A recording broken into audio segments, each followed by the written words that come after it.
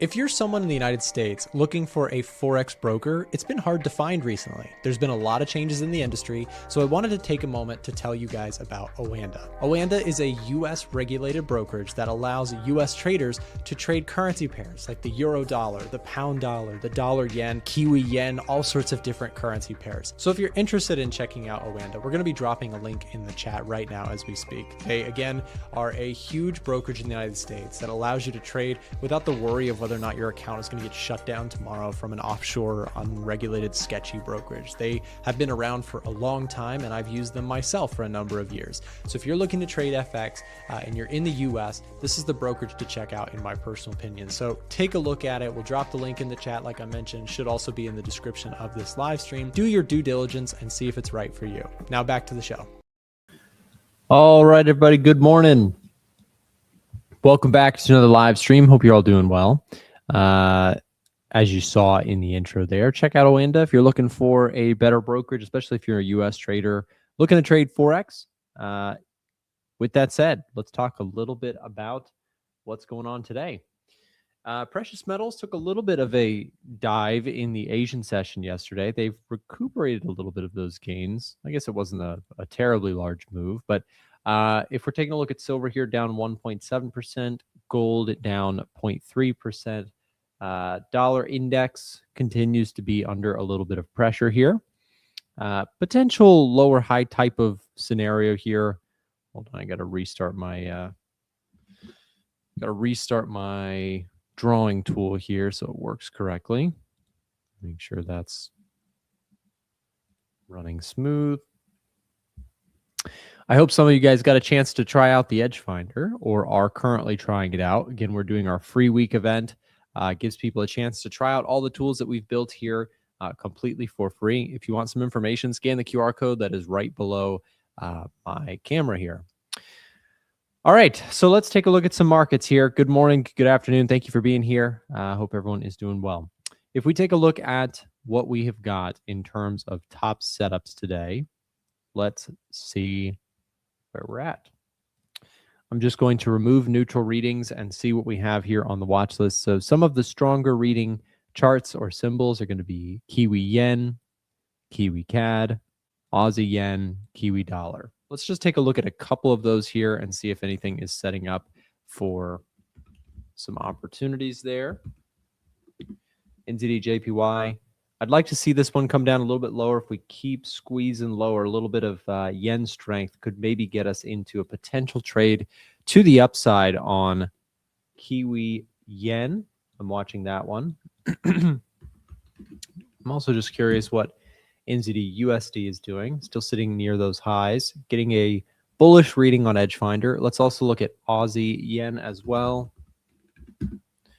A little too far away for my liking in terms of an interest to set up a trade there. Aussie Swiss, CAD yen, Aussie Swiss. This one I do like to the upside as well, but would need to pull back into this area here. So getting closer. CAD yen. Just don't have a clear spot. It would probably be down a little bit lower in terms of where I'd be interested in this one. So let's see what else we've got. Swiss yen. Let's take a look at Swiss yen.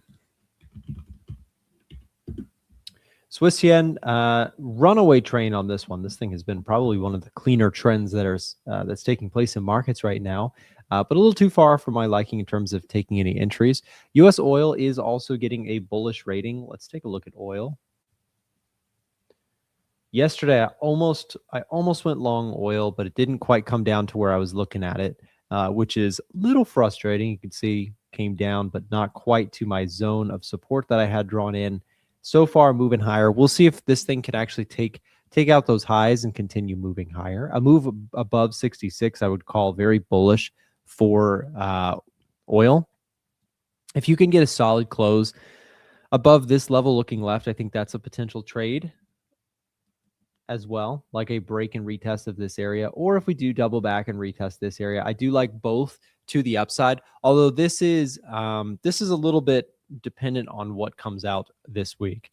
Let me explain what I mean by that, because here's the deal. You have two major events this week. You have NFP tomorrow, and you have CPI on Friday. Today, you also have retail sales, which could move markets as well. So you have a wide range of data. Let's just take a quick look at our comparables here. If I go look at US oil currently getting a +5 within EdgeFinder. Retail sales, so it can't get any more bullish than it already is in terms of scoring within EdgeFinder. But if retail sales come in low, it could hurt the score here for oil. So that's something to keep an eye on.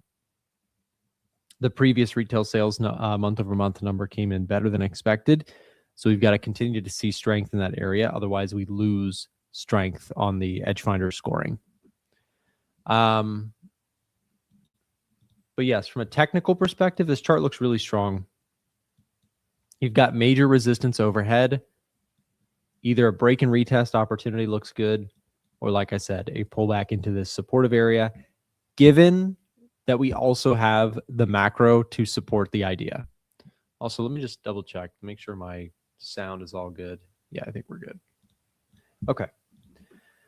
Let's see, what else do we have? Of course, gold is sitting at a +4 score. We have technicals still looking strong, actually coming back into a strong reading for the 4-hour and daily chart trend, as well as current month seasonality. Crowd sentiment is getting a bearish reading. Let's take a look at that in just a second. And COT data showed selling from institutions. So institutions sold silver, but interestingly, they bought gold. They sold gold and bought silver. Let's take a look at some crowd sentiment on gold specifically.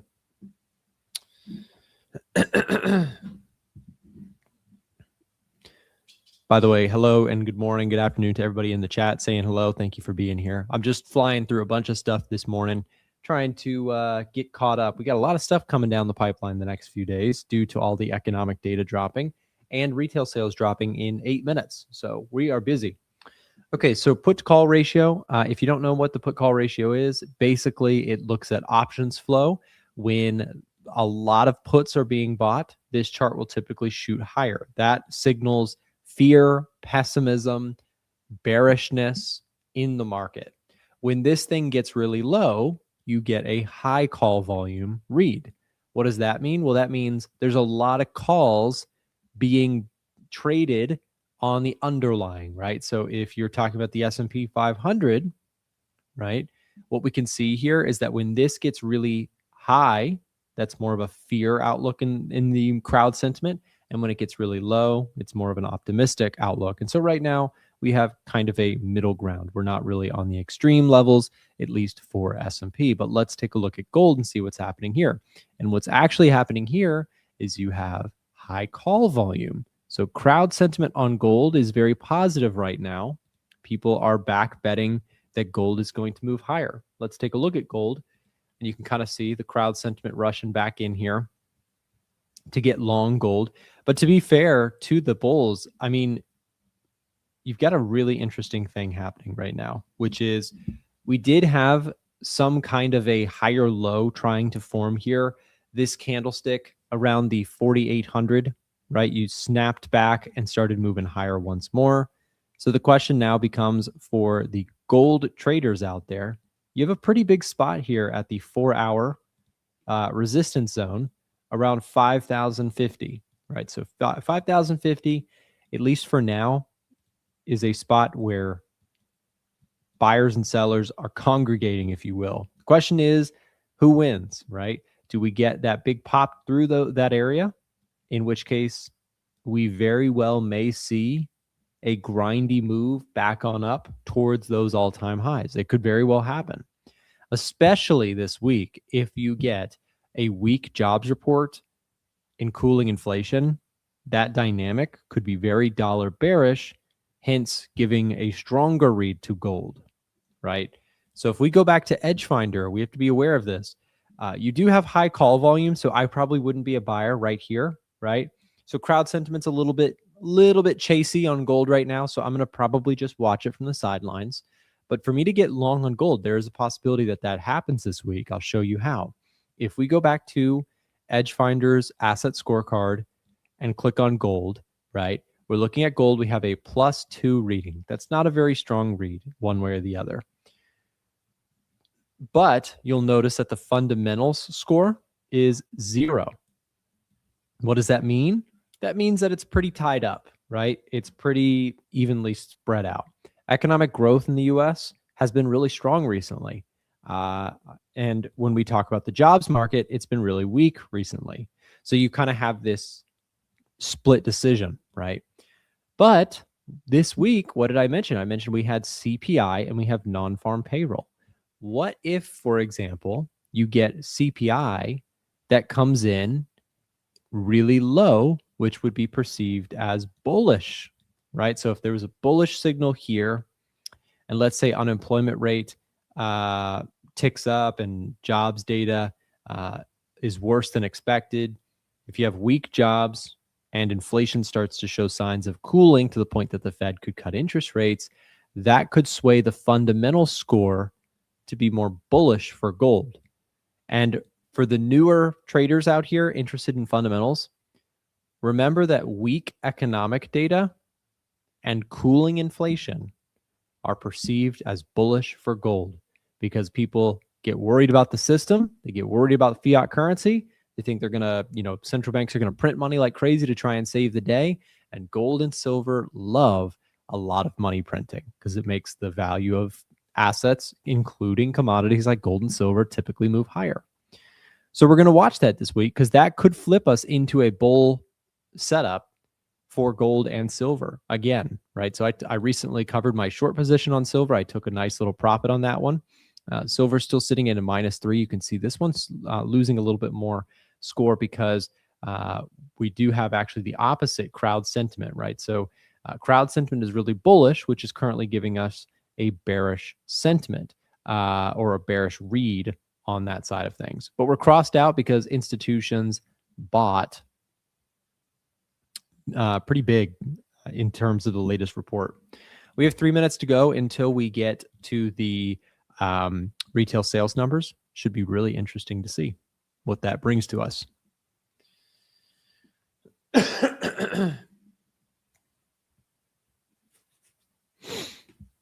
Nick, is it possible to be long-term bullish on gold and long-term bullish on the US dollar? Yes, it is. Yeah, it totally can be possible. The dollar and gold do not move perfectly inversely to one another. They can both move up and move down. In fact, many times in history, they both have moved higher over time. Granted, usually a strong dollar is going to put pressure on gold. It doesn't necessarily mean that gold cannot trend up if there's a strong dollar. It just means it may be harder. The environments where gold goes skyrocketing, typically the dollar is falling apart. But remember that gold is really not just about the US dollar. Gold is about fiat currency globally. So if the dollar is strong relative to its peers, but the whole collective group of currencies is printing money like crazy, gold can still go up even if the dollar is strong in that circumstance. Nick, will you ever take some time off and go on vacation? Yes, of course. Let's see. I am still a human being. Silver down 2% this morning. Gold down 0.4%. And we will see. We got retail sales coming out in 30 seconds here, guys. I'm just going to pull up the Forex Factory just so we can watch the data fall and see what this brings. Core retail sales and retail sales both dropping here in about 20 seconds. Remember, as always, news is only as market moving as it is surprising. So we'll see if it does anything here this morning. I'm just going to drop down to a 5-minute on gold just to watch this. See if we get anything with retail sales this morning. Here's a look at dollar index. Dollar index initially moving just a little bit lower.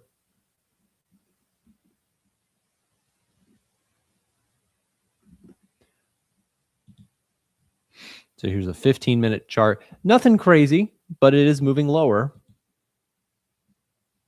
Stocks, S&P 500 moving very little, not too much in response to this. Gold is moving higher just slightly. That would suggest maybe a little softness on the, there it is, retail sales number. So a little bit weaker than expected. Employment cost index also came in lower than expected. Core retail sales and retail sales month over month came in softer than anticipated. So retail sales was a miss here for this latest report. Seeing a little bit of softness on the US dollar. And that is going to also factor into some of our scoring within EdgeFinder. That is going to be perceived, by the way, guys, as bullish gold.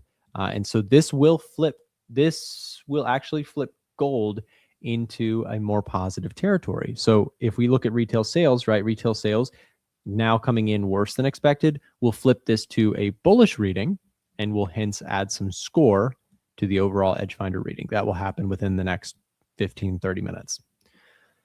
With that said, let's bring in my good friend Chris Pulver to take a look at some markets here with me. He's here and ready to go. We'll bring him into the action. Hey, Chris. Good morning. What's up, Nick? Good. How we doing? Hey, are you coming from another spot today? Yeah, I'm in Jacksonville for a conference.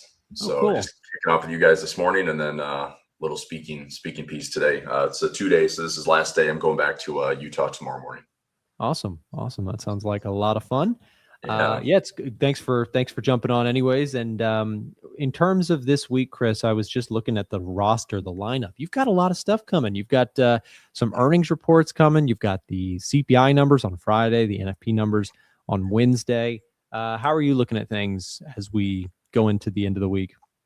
Yeah, we're still really just kind of stuck in the S&P. I mean, we can go S&P weekly, and we're still hanging out with like 10, 11 weeks of indecision. Last week, obviously, was a lot of volatility the way the week finished on that surge Friday. We're, like I said, 10 weeks or so of just no real traction. I think this market needs, Mag 7 earnings are done. I think we have to have like a pretty large tech-based recovery to maybe breach 7,000 and have some momentum to the upside. I'm looking at this in the near term with CPI. I would imagine the CPI news could be enough to kind of get the market over this 7,000 handle again. Question is, of course, if I can see it stay there. So, if you're looking at like your third party Trueflation, inflation's been way lower. But I don't know if CPI is going to reflect, a 1.9% drop in inflation. I feel it's going to reflect maybe a 0.1, 0.2, 0.3% or 0.3% type move. So, I mean, the market get excited about it, but my question to you, Nick, is, are we seeing, deflation or disinflation? Is this actually worse because are we getting such a drop in inflation because of what? This isn't just AI, like Trueflation's measuring like thousands and thousands of metrics. So it's interesting to see like such a substantial drop off in the markets up here at all-time highs. I'm not loving the disconnect between the VIX and the stock market. Last week it was really out of whack. I mean, this day on Friday when the market surged, we're like 1.6%, 1.65% on intraday trading. And that behaves like the VIX was at 27. And we actually peaked last week at 23. So there's some really key volatility suppression that is making kind of the intraday noise, the zero DD stuff. Like it's really just a whipsaw right now until we get some clear direction, either above 7,000 or obviously we can hit highs at 7,000, come right back down to 6,750 again and just chop everyone up here until the market really decides what it wants to do. Yeah, it has been, as you've pointed out, a really choppy market on the weekly time frame. When we look at the S&P 500, this thing has really not gone too far in either direction. Last week, we saw a little bit of volatility come in, but you can see it was pretty quickly snapped back up. I was actually hoping, I know we talked about it, I was hoping for a little bit more of a dip, and we may still get it. I was hoping for, more downside here so I could start building some positions on some stuff. But yeah, I feel like we've been stuck in this limbo period for quite some time. And you can kind of see it at the highest level when we look at mags. You can see the mag 7 here, really pretty much unchanged since September of last year. I mean, we've chopped around, we've gone up, we've gone down, but we've really mostly been in a sideways market for a little while.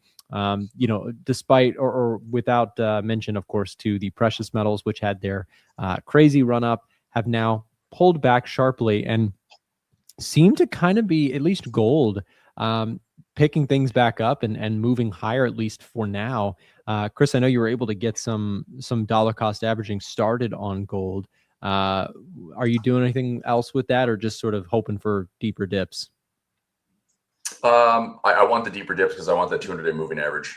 So I'm going to still exercise some patience. I did take a stab into SLV. I've been doing a lot of premium selling in SLV. I mean, I did ratio spreads in the 40s, 50s, puts, just to, I mean, and again, it's like, it's not the same. I mean, if I just did SLV at, you know, $50 or $40, I'm making like a couple $1,000s. It's a lot different than if I just bought shares right now and it rides back up to $100 and some. But if I'm still pretty gung ho on gold finding that 200-day moving average, I think silver's not done either. So I've got a chart alarm set, below the lows on silver. If we tap that area, I'd like kind of a, maybe if I'm going to throw a couple $1,000 at it, 60 and then 50. And then from there, it's like, all right, let's see what really happens. Just a typical, part of me wonders if this is going to be a similar cycle that we see all year, which is just these ridiculous runs on an individual stock or commodity or whatever it might be instrument wise. And they run to these just parabolic levels and then they crash and then they become really boring. I mean, like right now, it's like we could be chopping and consolidating in gold and silver for weeks at a time, maybe months. Like, I don't know. I think that if you think about what this just did, same thing with Bitcoin or MicroStrategy or IBIT, anybody that's playing leverage, if you had a 2x leverage move on gold and silver, I mean, you almost blow up your account. Silver, you damn near did. It was 47% peak to trough. So if you're double leveraged, you're toast, let alone, more than that. So I was saying this yesterday in my presentation segment. I was like, who remembers last year that the market was considering bringing 5x ETFs to the market? Just crazy. They said no to it. They said no to it. But that would, 20%, you're blown up. So, I mean, that happened in gold, that happened in silver, happened in Bitcoin. It's like that type of leverage and that type of deleveraging by force, by basically margin calls, it's never a good thing. But anyway. Yeah, no, I agree with you. And that I'm glad that they didn't get that going. Also, just a quick look. I was just looking across all the different charts this morning. Interesting to see a little bit of yen strength actually coming into the picture again. You do see dollar yen down to 154.80 here this morning. Euro yen down, pound yen down, CAD yen. and of course, for the currency beginners, this chart moving lower means yen is strengthening, right? So this would be like Aussie dollar getting sold, Japanese yen getting bought. And we're seeing some interesting stuff happen in Japan. There has been, I did a poor job reporting on it yesterday, but the whole situation with the new Japanese prime minister, she is sort of a QE bull to an extent, looking to essentially get Japan growing again. Stimulus packages. It's sort of kind of like the run it hot strategy going on in the United States. But watching the Japanese markets have been a really fascinating one to watch. You do see the Nikkei exploding higher off of this idea that, okay, this is going to be very pro-business. This is, and actually I was looking at this chart yesterday versus the S&P 500. If we just compare this to SPX, you can see right around, where all this started to take place, where there was, this new prime minister was taking place. You can see the explosive outperformance starting to take place in the Japanese Nikkei. So blue line is, of course, S&P 500, and which was moving in lockstep with the Nikkei until recently, where you've had this explosive move higher.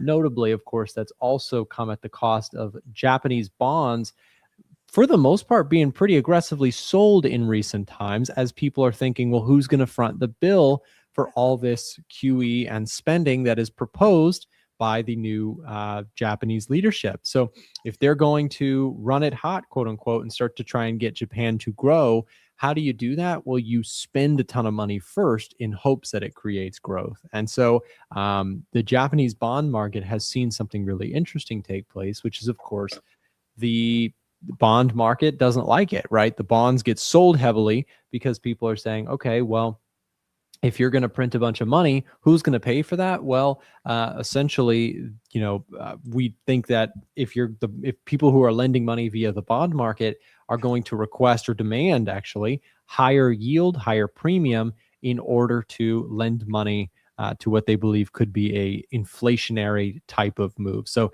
it's a really interesting dynamic. I don't know what you think about it, Chris, but to me, it's a fascinating market to watch right now. It's just what's happening in Japan. Yeah, and I'm still hesitant. I mean, having one day of Japanese strength doesn't make me want to jump into the whole basket. Mm-hmm. You know, I mean, I honestly, my best trade in Japan is EWJ. I've just been long EWJ since summer of 2024 when we had that July August flash crash essentially for like a 2-week window. My base cost here is about 66.50. It's up 30, just under $30 a share. That's not a bad play. I mean, it was like I was going to type up here some of the non-US stuff that you and I've talked about. So EWJ for Japan, EWZ for Brazil, ILF for Latin America. I'm in AFK for Africa. I'm in FEZ for the Eurozone. I'm in INDA. I'm in SCHY, which is a basket of like 200 non-US plays. I'm in EEM for emerging markets. I think that is all little dollar cost average positions I've taken over the last probably 6 to 12 months. So it's not a huge position. I mean, this maybe adds up to about 5 to 7% of my allocations.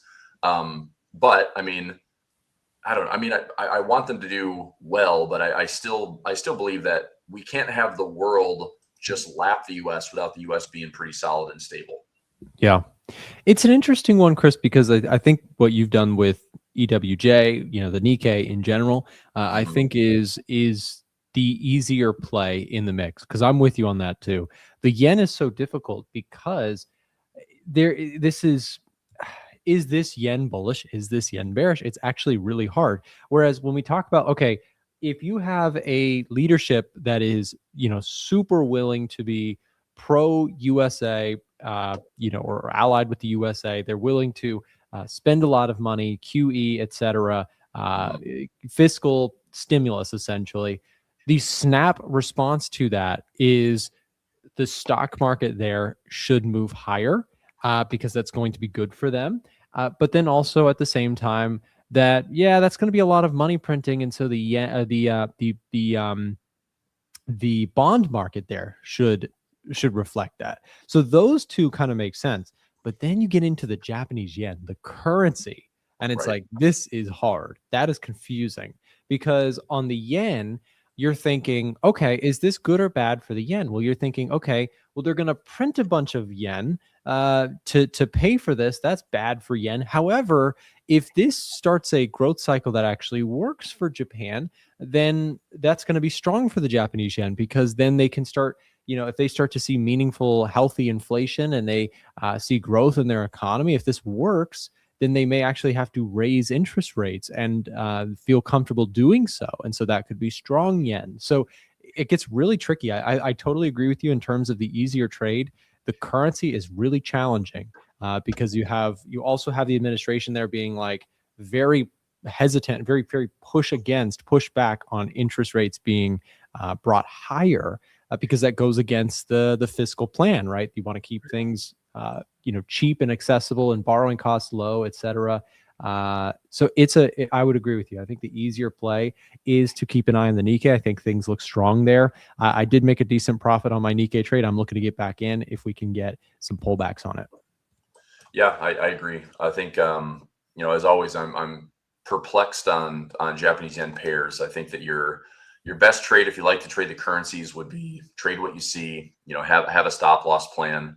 My days of position trading and scaling in and calling a top or bottom in the yen are over. Just because I've done it, I've battled, I've survived, I've lost. It's never easy. And when we saw like the dollar yen this year, the dollar yen was really aggressive to one direction, but the entire yen basket wasn't. So when you take a look at the dollar yen here, and I think like you said, the US and Japan kind of working together. I mean, there's probably two major liquidity providers in the world would be Japanese yen debt, US debt, worldwide. So they both kind of get those safe haven nods, those safe haven bids. The dollar yen, had its own kind of isolated breakout compared to others. So if we see something like this more consistently on a regular basis, I mean, I've said this, is like, if we see a huge move in Japanese yen strength, it's probably not a good look for anything. Like, it's going to be a major risk off event. The question comes up, if the market starts to really roll over, you and I know that there's not really any place to hide. If commodities are up and everything's booming, it's like, but if they roll over, I mean, look, gold and silver just kind of burst those tops. If oil possibly falls back to, sub 60 or gets back into the 55s, maybe even breaks to fresh lows, I will buy oil anything like 50 or lower. I just don't know how we get there. And if we get to 50 or lower, I think we hold it to 100 or higher. Yeah. It's like, how does that happen in this narrative with everything going on with Iran? Are we going to strike a peace deal or something like that? I still think the world is pretty elevated when it comes to geopolitical risk. So long story short, I mean, the currency side is always been quite tricky to trade, but if you trade what you see, you've got a decent size alignment on a higher time frame, trade the smaller stuff in the same direction, it does tend to work. But like I said, if you're confident, like here's a good example. If you're confident that the Swiss yen at record highs, all-time highs, is going to roll over. Sorry, my chart's load up here. If we are sitting here at these crazy highs on the Swiss yen, which have been broken multiple times, by the way. I mean, as long as I've traded currency pairs, I've seen this thing breach, all-time highs a ton. And look, if this trend line ever breaks, is it a pattern that I would trade? Sure. Is it a pattern that I would trust? Maybe 51% of the time I trust it.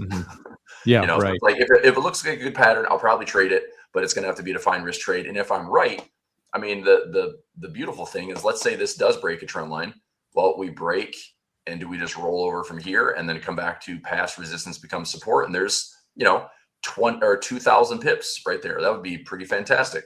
But if it forms a topping pattern up here, you got to wait for it. I mean, it's the only yen pair right now you can trade with positive swap. If you sell Japanese or sell the Swiss yen, you're getting, I'm not going to say positive swap, but you're going to get like basically no charges for that, because you've got 0 on the Swiss and 0.5 in the Japanese yen.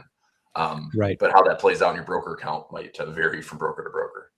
Yep, exactly. It makes sense. And I think when we take a look, I was looking at some stuff here on my side, just at different currencies on a longer term basis, because currencies, there's some excellent things about trading currencies, and there's some real difficult things about trading currencies.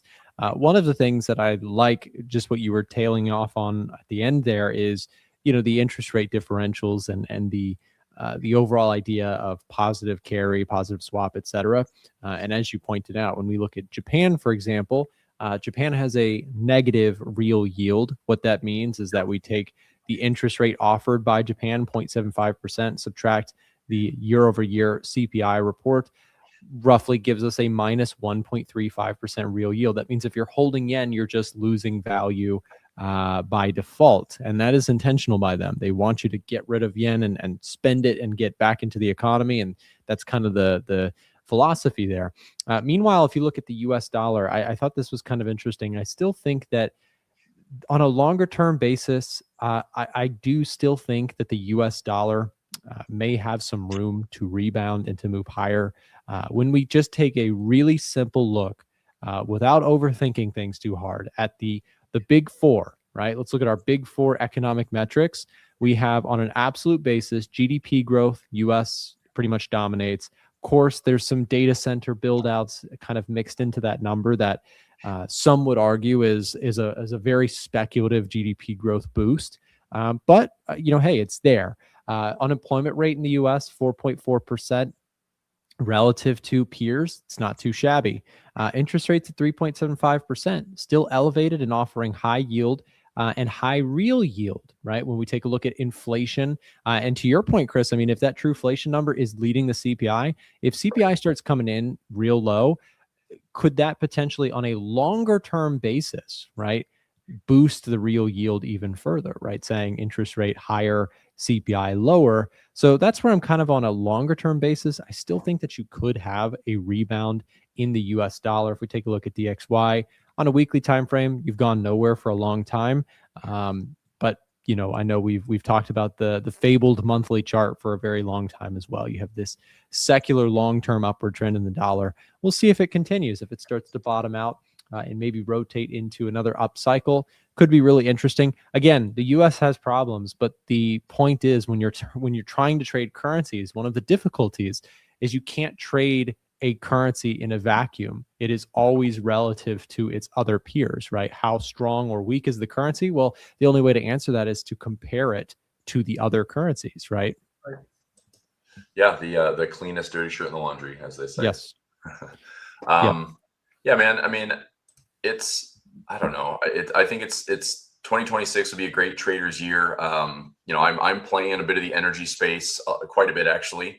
I'm playing a lot of diversification. I'm really just going to grind. I'm going to grind the index. I'm focused a lot of my trades on, either super high probability, willingness to own something that's of quality, or, high reward, lower risk on trades that I don't necessarily have to have a, amazing win rate. If I'm going to win, 60% of my trades, but I give myself an opportunity for like a 2-to-1 or 3-to-1 or 4-to-1, we can do that quite a bit through options. So that's what I'll be looking to do as far as just, I kind of want to survive and not make any crazy mistakes. I mean, I know we kind of joked about this, but I mean, the market was only down 3% and it felt like things were blowing up left and right, which again, like that's the disconnect between what the VIX is telling us, the complacency in the VIX, the S&P markets, the leverage in the markets. Like, I mean, in a way, it's kind of amazing that the indexes can still hold this resiliency.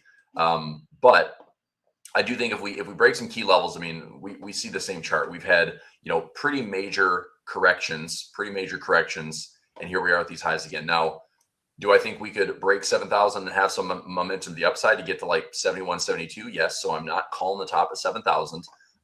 But with 10 weeks of indecision, the next leg is going to have some fight. Like if we really make a convincing break above 7,000, we probably have a 200-point move to the upside. Sure. That's just based on, okay, so we have about a 200-point range right here. And if we break out, just measure that range, and all of a sudden we're probably measuring a 7,200 breakout. So I could see that momentum getting us there. It's just what is the catalyst to drive us above 70, 72? And I really didn't think it would be breaking to the upside based on how we started with earnings and everything was slipping lower. I'm like, this isn't a good sign to have like decent earnings on Mag 7 and the stock market's down. But it's, in a one-day recovery, we're kind of right back where we started. So to be determined, Nick. Yeah. And to your point there with the S&P 500, I think it does feel to me a little bit like a calm before the storm, one way or the other. I mean, I kind of lean to thinking that, valuations are high. As you just described it, the response to what was pretty good earnings reports overall across the board, not really getting the market excited. It doesn't tell me that, I don't know when some sort of catalyst is going to come that's going to send markets into a correction phase. I never know, right? We never really do.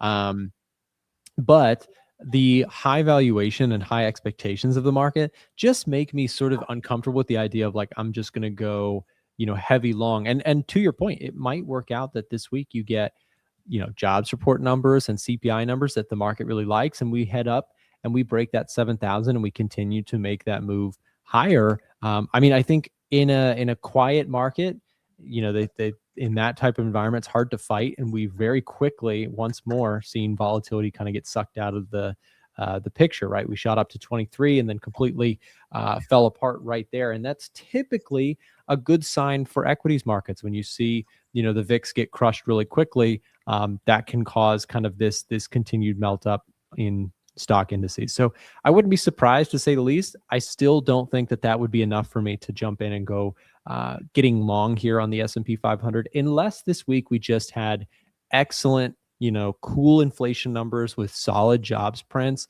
which would make me feel a little bit more comfortable at maybe taking some stabs. If you were to get this kind of move, I could potentially see taking a long side trade with a stop loss on that one. But in terms of building longer term positions, I would definitely need to see, a pullback of some sort that's a little bit greater in nature. But from a short-term trading perspective, if you do get some really good numbers this week, perhaps we do see that break through those highs, and my bias shifts a little bit more positively towards indices. One way, I visualize it really easily with EdgeFinder's, let's go S&P 500. You can see it's actually getting a slight bearish lean right now. EdgeFinder score overall flagging some concerns around technicals, as well as COT data showing some institutional selling. Crowd sentiment's a little bit mixed on this one. If we take a look at NASDAQ, for example, also getting a -5. And let's see, just real quick. Dow Jones also, well, Dow Jones getting a bit of a more neutral read. So just waiting, I think, like a lot of people, for some more decisive price action, kind of like what you said, Chris. Yeah. And is it true we got is it non-farm on Wednesday this week? Yes. What Yep. the heck? I've never seen that. I know we had the delay from last week since it got pushed, but all right. So we're looking at a 66K job number, 4.4 unemployment. CPI, I'm looking at year over year.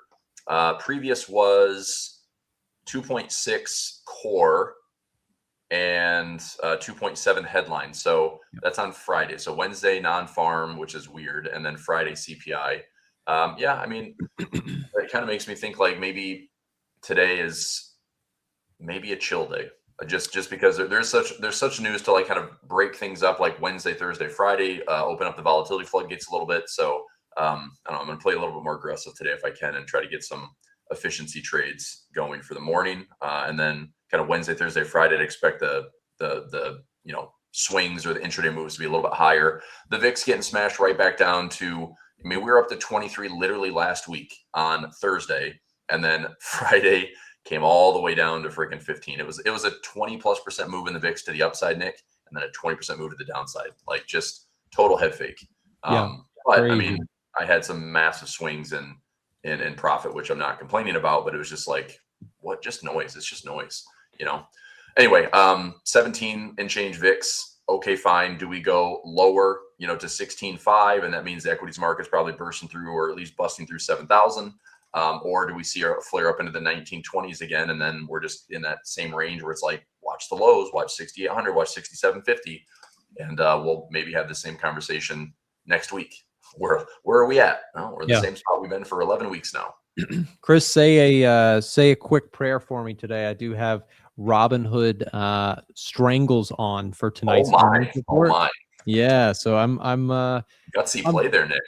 Yeah, you know what? I this stock has so much IV. I didn't put on a huge trade on this one, but I did like the setup, and I actually, so I didn't intentionally or start this as a strangle. I started it out as I sold the $75 strike price puts. Those went in the money, and then this thing bounced, and on the bounce, I decided to turn it into a strangle. So I sold the 100 March 20 calls, and I also sold the 75 March 20 puts. Now we have earnings, and so the implied move, I haven't looked at it, but I'm going to say it's not out of $14.42 is your expected move. Okay, so one side of this could get tested, in which case, if that happens, then my plan is to tasty trade 101. I'm going to roll the untested side and do all that stuff. So just playing a little bit of vol here on Hood. So who knows? We'll see how it goes. I may even do something before the earnings report, as that put, I think, is now going to be, I'm probably got some profit on that one from where I sold it. So we'll see, but should be an interesting one. And if that makes a big move, I would prefer it to move lower, because I would potentially take assignment on these shares. I do like the company.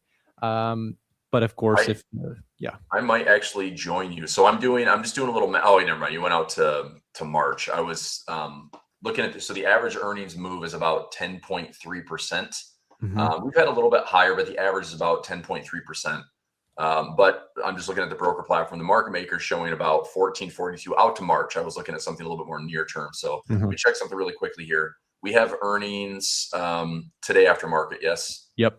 Okay. So if I looked at the 13th, we got an 859 move, which is probably going to be pretty spot on. So 859 out of the 86.57 price, about 9.9%, average is 10.3. So average earnings move, in actual earnings data is slightly higher compared to what the market makers show. Just means there's a bit more like upside downside. So going out to March, you eliminated a lot of the noise, which is a good thing. If you said you already answered my question. If you're willing to own it, you can repair it. I'm not worried about the trade causing you trouble. And it's a violent mover, so I am ready for action on it. Yeah. Unfortunately, what I don't love about Robinhood right now is like, how can you have Schwab sitting near all-time highs or at all-time highs? How can you have Interactive Brokers sitting at all-time highs? And then you have CME, which is a clearinghouse, near all-time highs, at all-time highs. You have CBOE.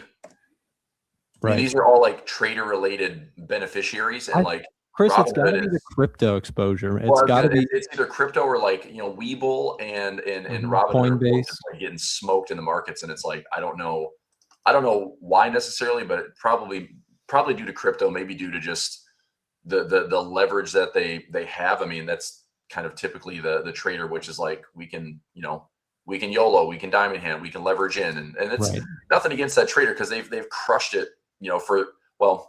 If you that trader that pops in through 2020 and goes balls to the wall for leverage, it's like you have a lot of money to be made, but then you're reset in 2022, and then you're possibly reset in 2025, and maybe this year with the behind the scenes kind of deleveraging that's been happening, you maybe get reset again early in 2026. Sure. But give them a nod for persistence and grit. Hopefully they're still solvent enough to trade. But yeah, Robinhood has kind of been treated like its own meme stock, and now we're just seeing a little bit of a pullback. But what I like from Robinhood, sure, I'd own it at 50, 40. I'd work my cost basis down. I was actually looking last night at coin. I mean, crypto's in not an awesome spot, and I think there's a nice surge off of 60K, but we got to start looking at some bottoming patterns on Bitcoin. But I'm going to see how much premium I could get for a $50, $40 put on Coinbase, even if it went out 1 year, even if it went out 1 year, 2 years, I don't really care.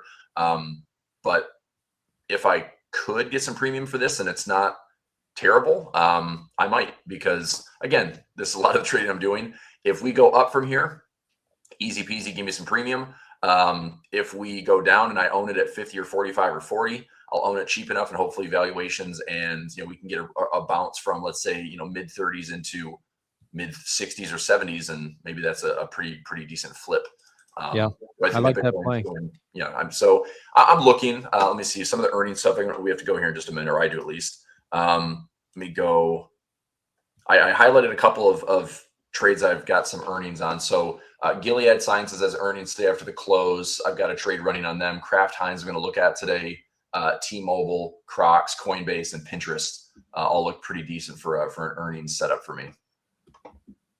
Yeah, it's going to be interesting to see what happens. Of course, I'll probably send you a message about it. We'll see how it goes.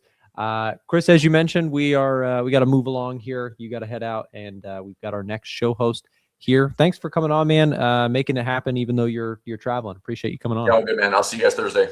Okay, see ya. Thanks. All right, guys. Up next, we've got the one and only Tiger Barry coming on and taking over the stream. Hey, just a heads up before we do that. If you aren't taking advantage of EdgeFinder Free Week, we just kicked it off.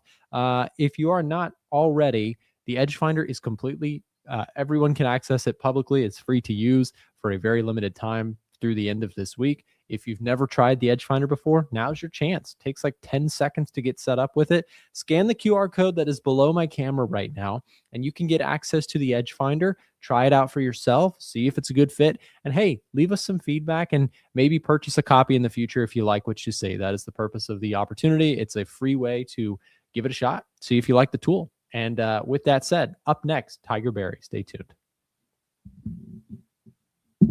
If you're someone watching the show right now and you're outside of the US looking for a better brokerage, listen up. I wanted to take a moment to mention today's live stream supporter, Vantage. Vantage allows traders outside of the United States to trade CFDs. You can trade everything from commodities like gold, you can trade US indices or global indices, and you can even trade FX all under one brokerage, and you can connect to MetaTrader 4 and trade directly on tradingview.com. Not to mention, they also have a really good sign-up bonus going on right now. So we'll drop the link to that down below in the chat as well as in the description of this live stream. Check out Vantage. Now back to the show. What's going on, everybody? Happy Tuesday morning, 8 o'clock a.m. here in Kansas where I'm at. And, yeah, want to take a look, see what we got going for the day. So as always, guys, I've got my chat popped out over here. If you have anything you want me to look at, let me know. Let my alert pass real quick over here. Looks like key was alert. Yeah, I'll definitely push anything you've got at the top of the list. If I see anything, hello, AACA. It's Tiger time. That's right. You guys get me for a quick half hour. Yeah, so we had retail sales come out for stateside here. Obviously not that good looking of a number. Okay. Ugly red numbers up here for the month over month for the core and the regular. So obviously not a good look for the dollar. We were doing so well. We were doing so well, guys. But then we had that ugly blemish. So it's not updated yet in the EdgeFinder. Okay. We're still showing the last one that was bullish, but as soon as this updates, okay, this is going to knock us down from 63% down to, I'm assuming, the 50s, somewhere in that area. Okay. So, yeah, we could definitely use a reprieve on some of these bearish data points we've had coming out for employment. That's for sure. That's really where the big blemishes are right now. But now, just like that, we got a retail sales blemish. So that's where we sit. As far as the EdgeFinder goes, I've got a few items open right now, guys. And I've already taken one small loss this morning because of the retail sales. So I was in a CAD yen long because it was giving us a nice bullish score up here. And as soon as that report did come out, it took me out. Now, right off the bat, I've been doing a lot of aggressive trades lately, and it's starting to remind me that, Tiger, you need to go back down to buying in discount and selling in premium. Curve analysis. Okay. So looking at this CAD yen, I was looking at the fact that we had a 1 hour. Well, it started off, we had a 5-minute demand, guys. Look at this. Let's go all the way down to a 5-minute for a second. Okay. Coming all the way over here, we had a nice 5-minute demand. Okay. This is noisy now. This is a noisy spot to be trying to get into trades. I didn't get into this 5-minute zone because we did not break a structure. Okay. If I were to have gotten into this trade, I really would have wanted to see price break these wicks. Okay. At least this set right here, but preferably even some higher up. So that at minimum, but preferably even this one up here. We didn't do that. So I stayed out of that trade. And ironically, it's the one I should have been in on the CAD yen. Because what ended up happening? Well, from that point, we came down.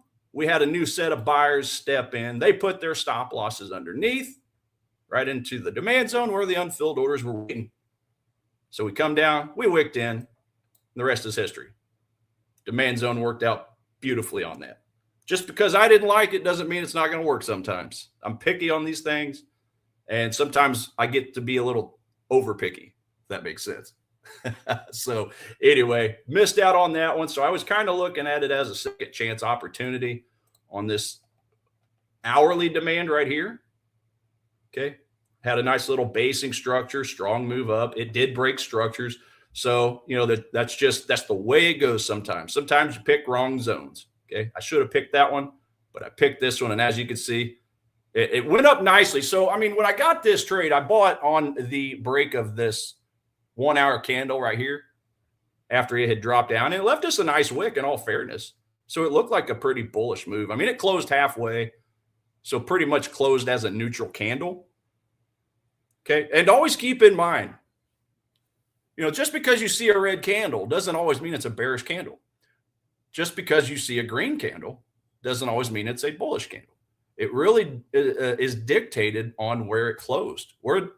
Within the range of that candle, where did it close? Okay. If it's a red candle, did it close above the 50% of the range? If so, that's a bullish candle. Okay. Preferably up in the 70% area. If it closes 70 or higher, that's a bullish candle. If it closes right at 50, 55, you know, it's just neutral. So the colors don't always dictate that. So that's just one little nugget I thought I'd drop. Keep that in mind. Okay. But anyway, yeah, you can see the tiny little wick right here. I bought the breakout of that. But yeah, retail sales come out bearish for the states, and it took the opposite effect and went down. Okay. So we got out of that one there. What else we got? The number one trade I'm keeping my eye on right now is honestly the one at the very top of the list, very top of the EdgeFinder list. Because on this one, I am keeping an eye on this 4-hour zone here. This 4-hour demand. Now that's talking about a bullish candle. That's a bullish candle. This is a great example. It's a red candle, but it's a bullish candle, right? Because it closed above the 50%, more like the 70-75% of the candle. Okay. So bullish candle as far as I'm concerned. And then what happens? You get 4 straight green candles, 4 straight bullish candles. So what I'm deciding to do on this is, as always, use the rule of 4. Okay. Take 4 divided by 4. 4 hours divided by 4. That's 1 hour. So I want to come down to 1 hour, see if I get, a confluence. So down here, we got a very similar candle to the one we just saw on the 4-hour. Okay. Bullish candle, big wick on the bottom of it. And I put my line at the top of the proximal line of the zone. Okay. So that's my potential entry point. Got an alert set, a few pips ahead of it, with the anticipation of, purchasing when it comes in. But as always, I like the daily 4-hour confluence. In this case, I don't really have a daily. I just have a wick. But if you look at the candle, the daily candle, is that not a bullish engulfing candle right here? It's a pretty strong bullish candle, if you ask me. Would have been better if it had a little more volume spread analysis range. I got to be honest about that. If it were that candle right there, that'd be a lot sexier, a lot better looking. So because of that, I'm not interested in a limit order on this. I got to wait for it to prove itself. Confirmation. Dollar Canada dollar. Yeah. Tatting to some money. Yeah. Take a look at dollar CAD here in just a second. But yeah, just to finish this one up, bullish engulfing candle. So yeah, drop it down to 4-hour.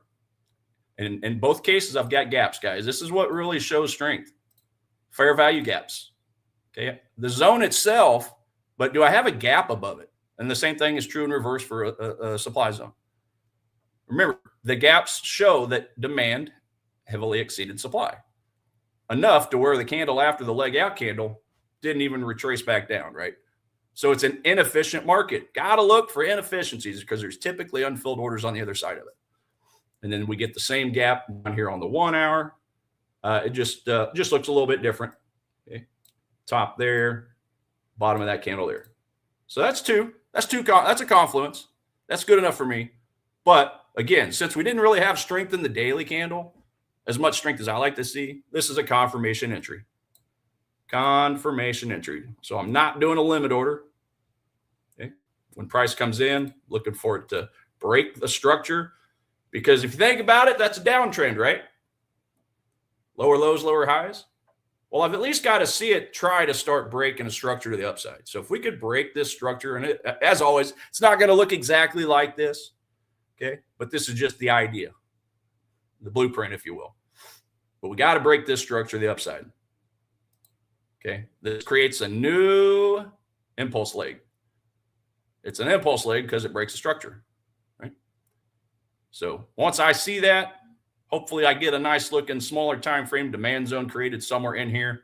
Okay, a newly formed demand zone for a retracement because I love discounts. I'm a cheap ass, guys. I got to have a discount. Okay, so return to a new demand zone, and this is actually the entry to the upside. Right there. And as always, the goal is look for it to create a new demand zone right there. And if you really like fibs, if you don't see a demand zone, you can always use a fib. Just take your impulse leg. Okay. Do that. You can look for your 61.8. You can look for your kill zone in the 71.88 level. As another, but look at that. I drew that up beautifully. 71. I drew that kill zone up perfectly. That was an accident. But anyway, that is the number one item I am watching for. Now, I am already in some yen trades, but I'm in with small positions. So what I would likely do is just do like a partial position on this. And as far as profit target, yeah, somebody's asking about profit. Yeah, I'd be looking for the overhead supply. So if I'm looking at this on a 4-hour, I would probably go down to a 2-hour or a 1 hour. Yeah, 2 hour.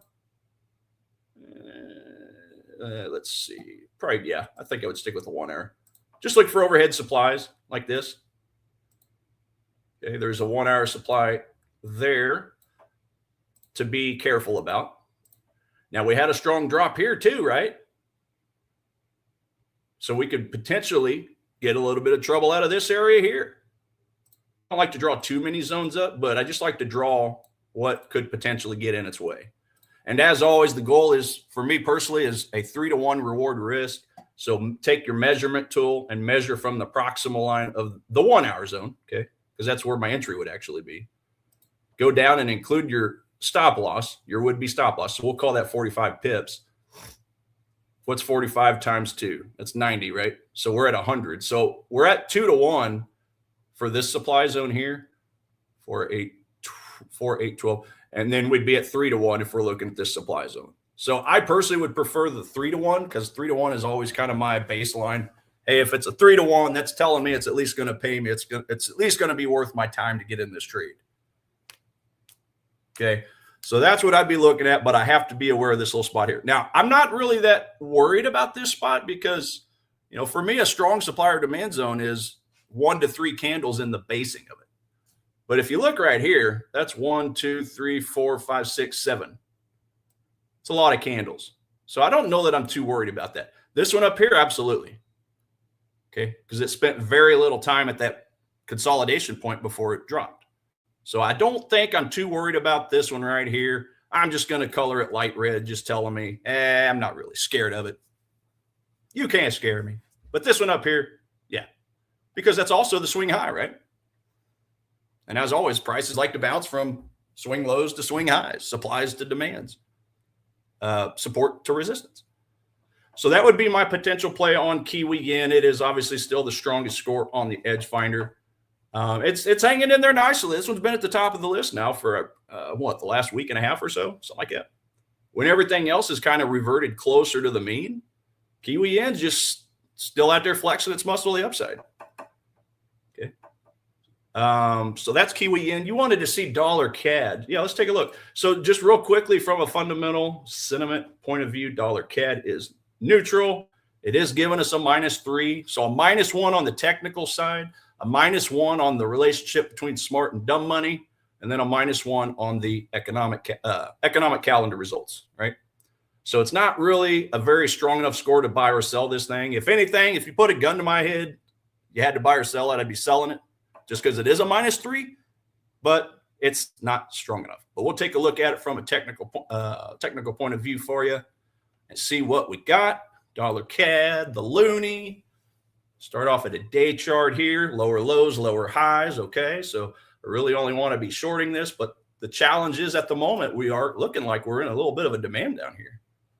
Okay, am I really that worried about this demand though? Because it didn't really break through this supply up here. Let's go down to a 4 hour. Yeah, so we have 4 hour supply up here. So price came to the supply, but didn't shoot through it. So because it didn't shoot through it, is it really that strong to begin with? I mean, it was strong enough to get price to the supply, but it wasn't strong enough to carry through. So again, if I'm looking to sell this thing, I don't know that I'd be too awful worried about this area as far as push the price against me. I still want to keep an eye on it though. So, you know, even if a zone is not looking the strongest, in other words, it doesn't break a structure, or it doesn't break a support resistance, or it doesn't break a supplier demand zone, I don't want to place an order on those zones, but I still want to look at them in terms of a potential take profit, right? So yeah, currently we're getting that push down. Now, you know, it's always interesting because when you look at price action and your entry time frame, you always want to look in the context of the most recent swing highs and swing lows.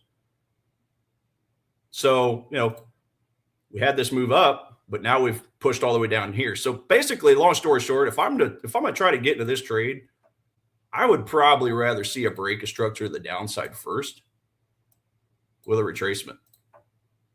Come down here, come back up. Hopefully we get a supply zone, excuse me, created right in this area, because it would also coincide with this support, right? Former support. So as far as a trade, probably be something like that. something I'd be looking at. And then obviously, you know, again, hopefully you get a supply zone created somewhere in this area here to give you a premium to short into. And that's where you'd place the trade. Right? That's where I would place the trade. Right there in that area. So I just need to see this happen first. I need it to prove that it's continuing lower lows, lower highs. Because at this point, you could have looked up here, which I actually had a supply zone drawn up. Looks like on a smaller time frame. Yeah, the 4 hour. So look at that. See, I drew this supply zone up. Talking about dollar CAD.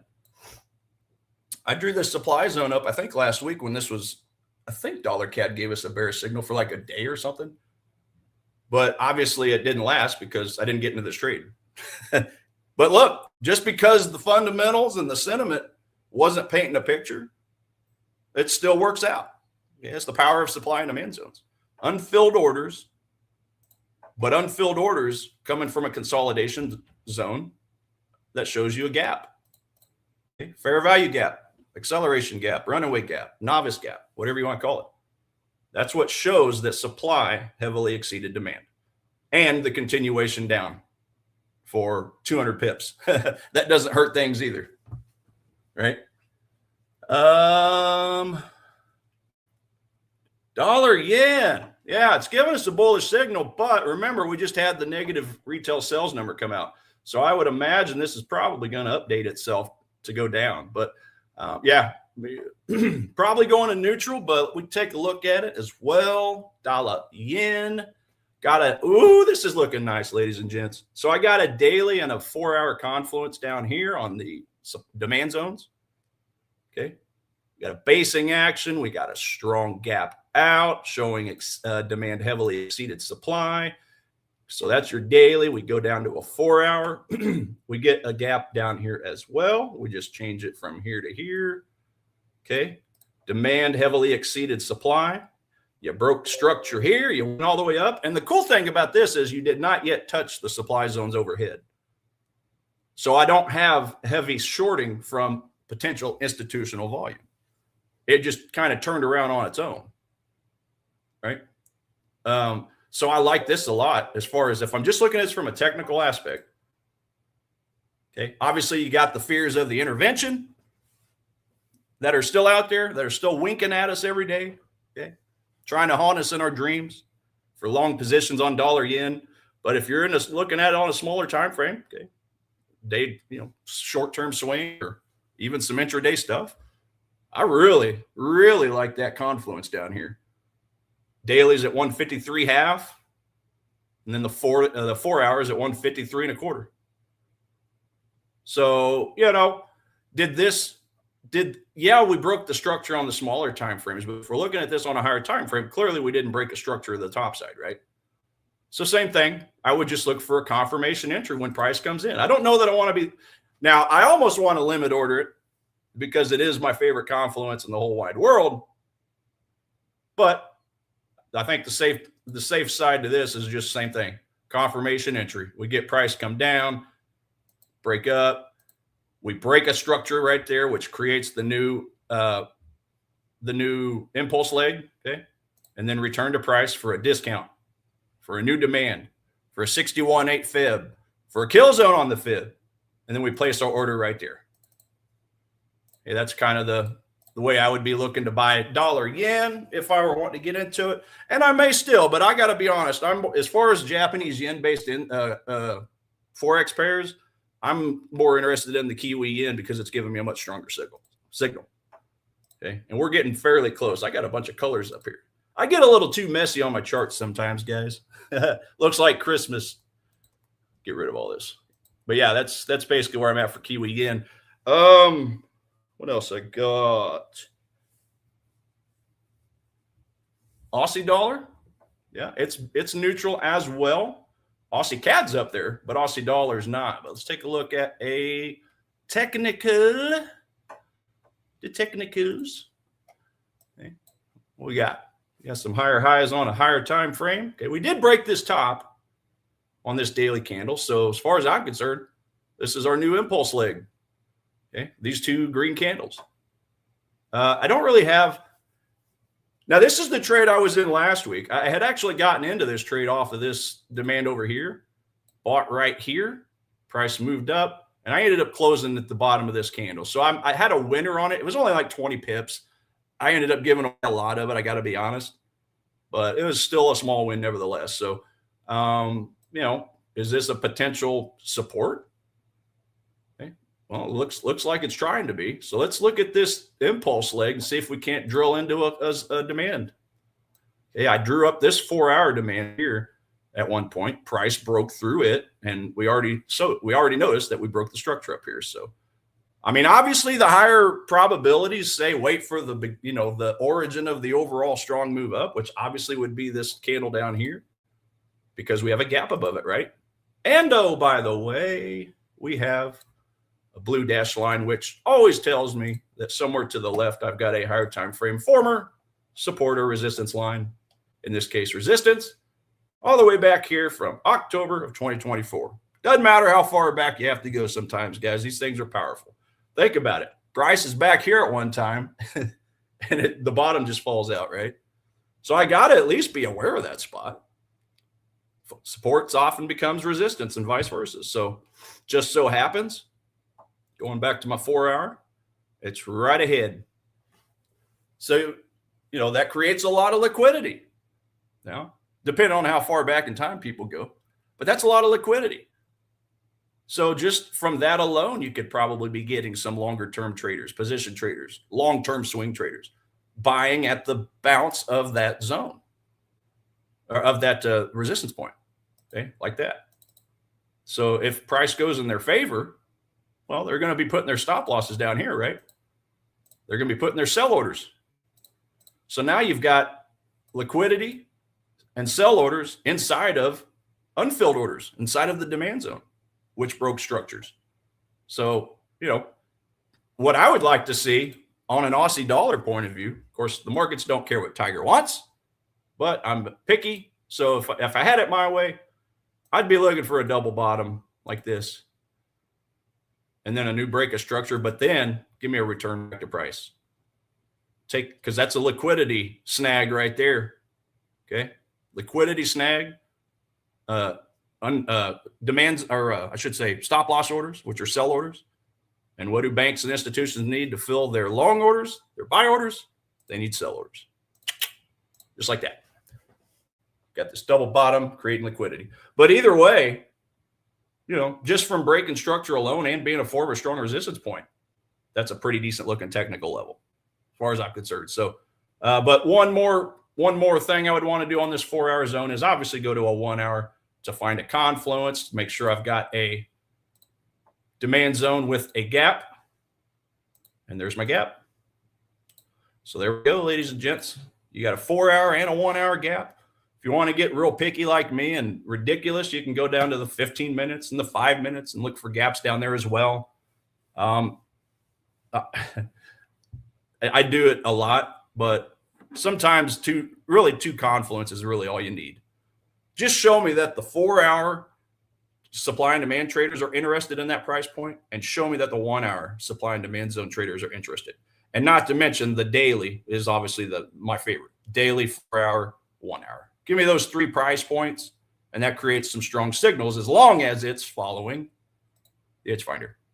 Which, by the way, guys, just like Nick alluded to at the end of his part, definitely go to a1trading.com. It'll pop up a message right here. Get your free week. Disclaimer, serious disclaimer, guys. If you get this free service this week, it will ruin you. You will not be able to go and trade the old way. You will not be a technical only trader. Okay. That's the way I was for my first decade of trading. I was a technical only trader. I did look at the calendar for the day's events. Okay. So I would look at retail sales, but then tomorrow I would care about the employment numbers and totally forget about the retail sales numbers we just had today. The EdgeFinder will keep you from forgetting all this stuff. Keeping an eye on the calendar, the economic heat maps of all the major currencies that we trade, seeing your recent 7-day sum of all your items that have changed hands in the last 7 days. Okay, that's this orange, the orange font. The white font is anything over 7 days. But it will ruin you in a good way, because you'll find out that trading is all about the trifecta trio of fundamental, sentiment, technical analysis, and in that order of importance. So technicals, as far as I'm concerned, and I think the rest of the guys on the stream would say, it's the least important, because we want to know the when, or we want to know the why. Why do I want to get into a trade? Okay. Is it given a strong bullish report, bullish bias on the retail sales, the interest rates, the ADP, all this combined? Okay, this is our boss right here. My boss is telling me, Tiger, I've got to keep an eye on Kiwi Yen. That's the most bullish asset we have right now. So if I'm looking at a bearish reason to sell this, this is going to really quickly slap me in the face and say, hey, CNBC, Bloomberg, they don't care about your 5 or your 15 or even your 1 hour chart. They care about the relationship of all these reports from one currency to the other. Then you get your strength. You get your eco surprise meter showing you the currencies. Kiwi, number 1, 71% of high impact events have exceeded expectations recently. Yen at the bottom. It's no coincidence. Okay. It's no coincidence it's at the top. So this will save you a lot of time. It'll save you a lot of money in the long run. Guys, get it this week for free and test it out. You might as well make money on it before you even understand what half this stuff means. That's the beauty of it. That's the beauty of the EdgeFinder. Whether you get it for, whether you just use it just for the week for free or not, or whether you get your copy, this will help you make money right away. Okay. Nothing's guaranteed, as always, but this will help you get the right item, stay on the right side of the bias. Okay. This is all about the why of trading. Technicals are about the win, the timing. Okay. So that's about all I got for the day. My half hours seem to fly. I think we got Mr. Allen popping up in just a second. So ladies and gents, have a wonderful Tuesday, and I'll see you next time. If you're enjoying the stream right now and would like to join us beyond just live streams, consider joining our free-to-join Telegram channel. Inside of our Telegram channel, we're sharing daily market analysis, bonus clips from the live streams and videos, giveaways to our products, prop firms, and brokerages, and much, much more. So like I said, if you're looking to stay up to date with ideas that we're looking at in markets, even if you can't make it to a live stream, consider joining our Telegram channel down below in the description of this live stream, or being dropped in the live stream chat as we speak. Just click that link, it'll navigate you over to Telegram, click join, and you can come back to the stream. It's totally free to join, and if it's easier for you, you can also just use the QR code that you see on the screen right now. Now back to the live stream. Good morning, everyone. How's everyone doing? Awesome plug there, Tiger. And to his point there, join that Telegram link in the chat here now. Sign up there, free value in the Telegram channel. I just posted the 2 chart markups here for the day, but also right here at the top, you do see the free week for EdgeFinder. So go ahead and log into that. Get yourself a free copy for this week. It will improve your trading. Also, too, a little bit of a tip here. Listen to the live streams as we are, as you're navigating markets. Use the EdgeFinder, and then watch the streams, watch the YouTube videos, all that good stuff, and you will be in fantastic hands. But let's go ahead and talk about markets here today. We have the dollar index trading lower, which is, for those that are new to the stream or whatnot, I am predominantly a currency trader. This is my bread and butter. This is the market that I pay most attention to, although I do consider every single market, but this is kind of what I'm the most active on, currencies. And so we're seeing the dollar index take a little bit of a dive. Reason being, we do have retail sales today coming lackluster. We had a 0 reading on the headline retail sales, and the expectation was for a 0.4% retail sales. So we did see here at the top right of top left of my screen here, 0%. So that's giving a little bit of a push down to the dollar index, but we are trading into an important level of what I think is support. If you just zoom out here on the daily time frame, you see that this was a level once, twice, and then at the time, this looked like a fake out here, but we actually pushed up higher here. So I'm curious to see if this is going to continue to hold as level support or if we break down lower. In my opinion, I think the determining factor for that would be Wednesday's NFP, and then we also have CPI later in the week as well. So I think markets are going to be pretty quiet leading up until that, so we might just see price action just stall out here a little bit. If you go down to the 4 hour, for example, it's very, very probable that we just see this similar price action where you're just kind of hanging out here, which is awesome to see because once you get the full context of the data releases, then you can actually proceed with some confidence, whether this thing goes higher or lower. So that's interesting. So we're going to be prepared for both, right? I have some ideas, some trade ideas that I'm looking at here. One of the two, which would be if the dollar index catches some overall strength, which is most people have talked about this on the stream, and I've noticed this as well. This is kind of a longer term picture play, but if you just draw like a trend line here, something like this, like the dollar index is flirting around with this level. And if you kind of zoom into here, we had that reaction off of this trend line. Now, this trend line is not super specific, or it's subjective to the individual. So take this with a grain of salt here, but it seems like overall people are eyeing this broader, higher time frame trend line.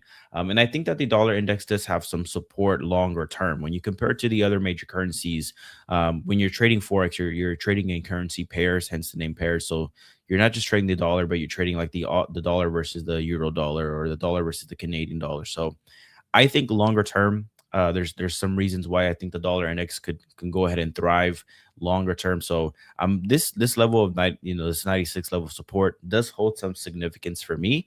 But if we were to get a net positive outcome following Friday, so Friday NFP comes out good, CPI comes out good, net positive for the dollar, then if this thing holds that support, I'm looking to go ahead and short it by the euro dollar. So I have this level here at the 61.8% retracement level on the euro dollar. If I just go ahead and go to the 4-hour here, I put a Fibonacci retracement level basically from this high to the low. And so this right here, this entry would be at the 61.8% retracement level.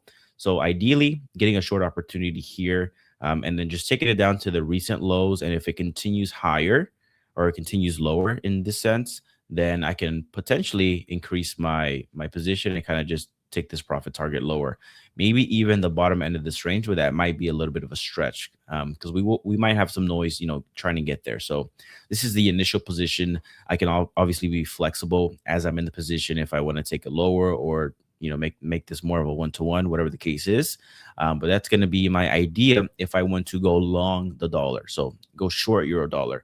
Now, why do I want to do that? Well, besides the technicals, anything like getting into the 1.2s areas does seem to be a very reactive zone. If you go on down into the weekly time frame here, we were pretty high up there at 1.208, and this recent leg higher, but then we saw this big wick lower here.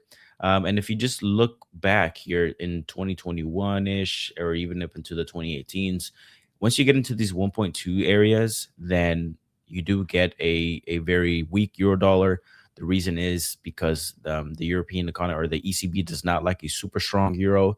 It hurts, their trade and everything like that. It makes things, harder for travel and things like that. So there's a lot of reasons behind the move. So although I will take a stab at it at the 61.8% retracement level, if I were to get stopped out, that's totally okay.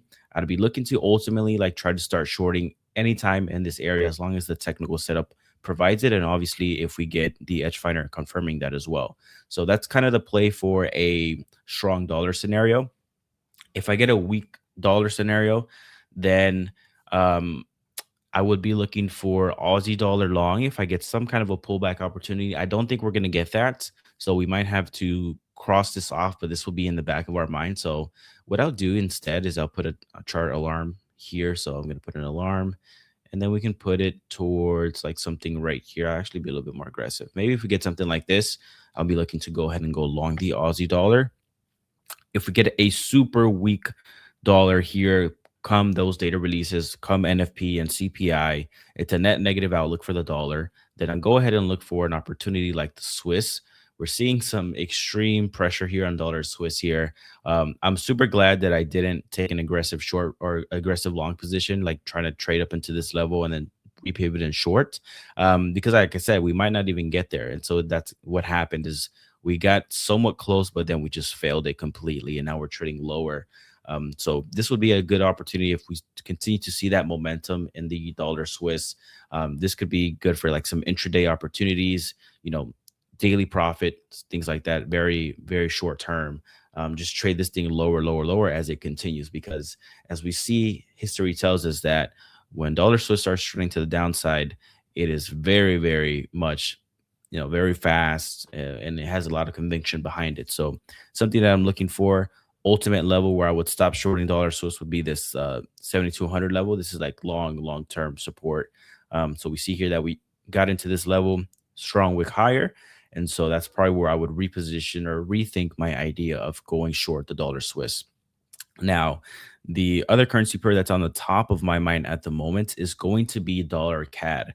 I'm very, very, I don't want to say conflicted. Conflicted is not the wrong word, but I'm ready to play this thing either way. So if we get a strong dollar, I would love to play dollar CAD because technically it looks very, very good here, but under some very strict conditions. If we were to see oil come down lower, then I would like to trade dollar CAD to the upside if we have a strong dollar. But if you see a strong dollar and you still see like elevated oil, things like that, that could still support the Canadian dollar. And so I don't want to see that. Recently, the Canadian dollar has seen some improvements in the unemployment rate, if I'm correct here. We can actually verify that with EdgeFinder. So let's go ahead and do that. So if we just look at top setups here first, let's just get an overall view of what's going on. We're going to do major currencies only. Dollar CAD getting a neutral reading here. We are seeing some conflicting reads with like dollar yen getting a bullish reading, but also like New Zealand dollar getting a bullish reading as well. But for the most part, things are pretty neutral, setting up for a good week ahead. So let's go into the economic heat map for the Canadian dollar and see if I'm right on the unemployment, because I did remember seeing something like that improved a little bit. Yeah, so unemployment rate improved a little bit there. So Canadian dollar is not weak, it's not strong. The only thing that's going against the Canadian dollar long term, I would say, is the real yield. So it's the worst one here. It has a negative real yield of 0.2%. It's getting a little bit worse here, and it's been consistently at the bottom. So if you look at this teal in the Canadian dollar, this is like the history of the real yield. So when you want to think at like how a currency's strength has been over the long term, this is what money managers really look for. They really want to make sure that they're parking money money in assets that have some kind of a return, even if it's little. They just don't want to lose. In this case, like the Canadian economy has consistently been hurting comparing to the other major countries, and so you see that here in teal, it's been at the very bottom. So that's something that's working against the Canadian dollar. So again, very, very specific. If you see a net positive outcome for the dollar, and you do see oil take a little bit of a dive lower, which I don't know, maybe we are getting a little bit of a topping pattern here with oil, then that would definitely work against the Canadian dollar. And this level of what could be support, I think this is a good risk to reward opportunity. Relative discount level, I would say, if you're considering the past couple of years here since 2022, I mean, we're pretty much towards the bottom end of this channel, you could say. So I think this is a great trade. Now, if you see oil super, super strong and a weak dollar, then I'm going to flip this idea and actually trade this thing lower, and then we might get some kind of a breakout opportunity. But at that point, you can either go short dollar CAD, you can go short dollar Swiss. I mean, this is the one that's really, showing some weakness here in the dollar versus the Swiss. So that's kind of the play that I would approach it by. Now, when it comes to dollar yen, I know that's what everyone's on top of mind here. I've kind of hesitated, and I'm actually not going to short dollar yen under any circumstances because the outlook is somewhat mixed. You have a super dovish, loose fiscal spending PM over there that was just elected, which is not a bad thing. She's trying to reignite growth in the Japanese economy, which is great. So she's trying to achieve super, super low interest rates. However, that can have some inflationary pressure. So when she won the election, you were supposed to get some yen weakness. So you got a little bit of a pop, like very, very briefly here in the yen or dollar yen, but then it was ultimately retraced for two reasons, in my opinion. I think that the dollar yen pop was short-lived because you have intervention risk, but then you also have that, there could be some inflationary pressures coming off of super, super loose, aggressive fiscal spending. So that's kind of what I was looking at here for the dollar yen. So I'm not looking to short it under any circumstances. If anything, I would let any intervention or any extreme weakness in the dollar play out here, and I would just wait for a longer term buy opportunity. So this is one of the plays that I did in 2025 when we got dollar yen at 140. I played this thing for like 700 pips to the upside. So that's kind of the same situation that I'm going to do. So I'm just going to be patient on dollar yen. Even if they hike the rates 1 or 2 times, you still have a real yield or a positive swap going in favor long dollar yen. So that's kind of what I'm going to play for here. But I'm curious to see or read your thoughts here. If you guys have any chart markups or anything like that in the chat, feel free to go ahead and give those here. Lambo Allen, don't have Lambo, man. Gold. Okay, you guys want to talk about gold? Swiss can be weak, but will appear strong because it's very limited in supply. Yeah, the Swiss franc plays a very specific role. So that's the thing with these currencies here. Like, you have the underlying fundamental drivers behind them, but then they also play a specific role. So, for example, the Aussie dollar is a commodity currency. It's a risk-on currency as well. So when you have equities doing really, really well, that's a liftoff for the Aussie dollar. When you think of the Swiss franc as well, when you have it has basically like a zero interest rate. Like, you're not gaining anything, but it has a special role because their government, or the Swiss franc is, or Switzerland is very neutral when it comes to geopolitics. So when there's tensions in the air, people are going into safe havens. People stop caring about real yield and they care more about safety. And so that's why the Swiss franc, although it has a 0% interest rate attached to it, it really thrives in those environments. Marco, how you doing, man? Hello. I'm doing well. How are you? Pretty good. I was going over some trade ideas in currencies. Dollar CAD, which is one of them. I'm looking to play it either way. But how are you feeling, man? How's your day going? Pretty good. The Nikkei is continuing higher, so that's good for my position. Fantastic. So that's going okay. Gold is above the 20 MA, looking good, but I'm not getting the bullish reading yet. So not getting the bullish reading yet on that. And the dollar yen keeps selling off, which is pretty weird. So the dollar yen keeps just going lower. It seems to me that we won't get the intervention opportunity. Maybe not, at least in the next few weeks. I think so too. I think there's no reason for them to intervene at 154. Which was good because they were able to essentially save whatever cost it would have took to intervene by just scaring the markets into thinking they were, ready. I mean, the Fed checked the rates, right? So they were pretty much borderline ready to intervene, but that in itself was enough to cause a little bit of weakness into the dollar yen.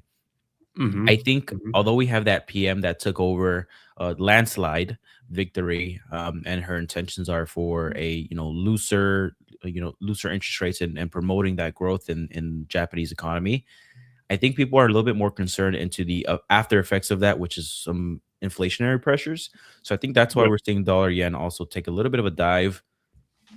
I don't know if you heard this part of the segment, Marco, but I'm kind of just taking off the idea of shorting dollar yen entirely. And I'm just gonna put myself in the camp of like, I'm only gonna long it if I get a super discounted level. Are you still looking to play the downside, like maybe playing the road to 140, or are you also kind of just like staying away? The only short play for me was a possible intervention. So at this moment, I'm not looking to sell it. I don't think the fundamentals are really bearish on USD JPY. So the only play for me was that intervention. If that doesn't happen, would I look to buy at a cheaper price? Maybe, but to be honest, I don't really think so. What is the dollar Swiss doing? I haven't checked. It's getting beat up, in man. A while. Okay, going lower a little bit at least. Hopefully it breaks down a bit more. You're watching this as well, right? Yeah. So if we get a net negative outlook come Friday with the NFP and CPI, I think that I wouldn't swing trade this because you have some upside risk as we keep getting lower and lower and lower. But I'd be looking to short the dollar Swiss intraday if I get an opportunity.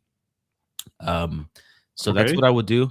And then I would be very cautious once we get to that 7,200 level here on the dollar Swiss. So up into here, this is where I would be pretty cautious. The reason being, obviously, net negative outlook would be bad for the dollar. But I also think that, at any moment you can have a flare up in volatility or flare up in escalations, geopolitics, all that good stuff. And so the Swiss franc will obviously benefit from that. So that could fuel this thing lower. especially if you get some momentum behind it, like you've seen in the past.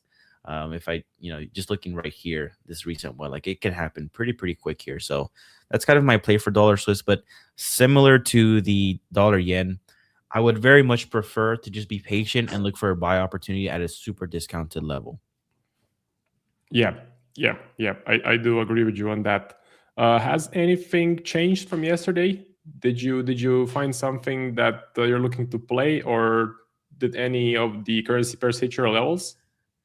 No, so that's what I was talking with my wife. Actually, we were Uh-huh. talking about it, and I was like, man, like on the stream, I feel like I kind of left people empty-handed because I'm kind of just waiting. Like I'm not in any positions. Like I got the Aussie dollar long position. I got tried out for a profit, but like I'm pretty flat, and I'm just waiting for things to happen. And so one thing that I'm looking at would be like the euro dollar. If we were to get to the 61.8%, maybe short it there. Dollar CAD as well, like looking to go long or short depending on the outcome for the dollar. And so I'm kind of just sitting on my hands waiting for those things. So kind of boring. Sucks that I'm not involved, but it's also a benefit that you're able to see markets from a clear eye view and see it for what it is, and be prepared for when things do happen. You're aware of both sides of the coin and you're ready to act. Yeah, I'm with you. I have the watch list. I have my alerts set. Just waiting for movement. And I don't think we're going to get much until the data prints.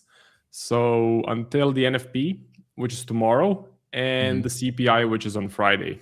Until those two prints happen, I think the markets are just a bit patient, waiting. I mean, you can say things are heating up in Japan with the Nikkei and the yen catching a bid. So Japan is moving, but the dollar seems to be a bit undecisive, a bit kind of flat overall, and also the stock market just flat on the day. I mean, completely flat on the day, except the Dow Jones. So the Dow is flying. Any opinion on the Dow? Not really, not that I've seen anything. To be honest, no, but it's super normal for markets to kind of just stall out and trade super slow leading up into an event like that. I'm sure expectations are already priced in, so markets are pretty efficient in that. And then if you get something super surprising, then you will see markets snap back. If you see as expected, then things will just continue as usual, and then eyes will be on the next release, which is, I don't even know what's coming up next. Yeah, I think after the NFP and the CPI, I think the next thing will probably be the Fed meeting that people are looking at. As far as the US data goes, gonna have to check on that. But I mean, Powell is pretty much a lame duck, so whatever he says doesn't matter. He's gonna be out by April or May. If we get some rumors about, or actual news about the new guy, Kevin Warsh, is that correct? Kevin Warsh. So if we get some news from him or about him, I think that could actually move the markets. So pretty much a Fed meeting, I don't think is going to produce a lot of movement because Powell is going to lead the meeting and because we know that Powell pretty much is out. So we're waiting for the new guy. And do you know the exact process? Like Kevin Warsh still needs to go through the Senate, or I'm not sure how it works, but I think he has just been nominated at the moment. Nominated, then Senate, but that's pretty much like a given.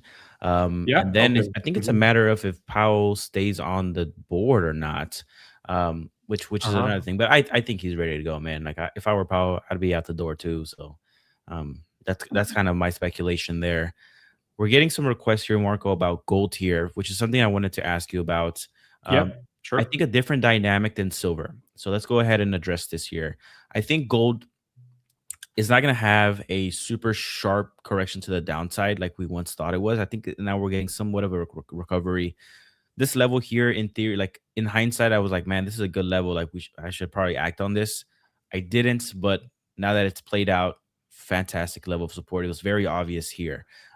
I think that you have the risk of continued like escalations in the world and where gold can thrive off of. So I think there's some buyers here going into gold. Silver, not so much though. Silver showing some relative weaknesses. Actually, like there's some divergence there between the silver price and gold price.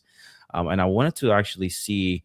I think I did see a COTU report going against gold here, but let me verify before I say anything. Yeah, gold's at the bottom of the list when it comes to COT. So I'm kind of hesitant on like extreme upside.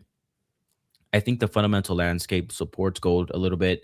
You have central banks trying to ease rates. You have, that always lingering risk of escalations elsewhere. USV Iran is still unsettled. Like they're making talks, but it's not like anything solidified.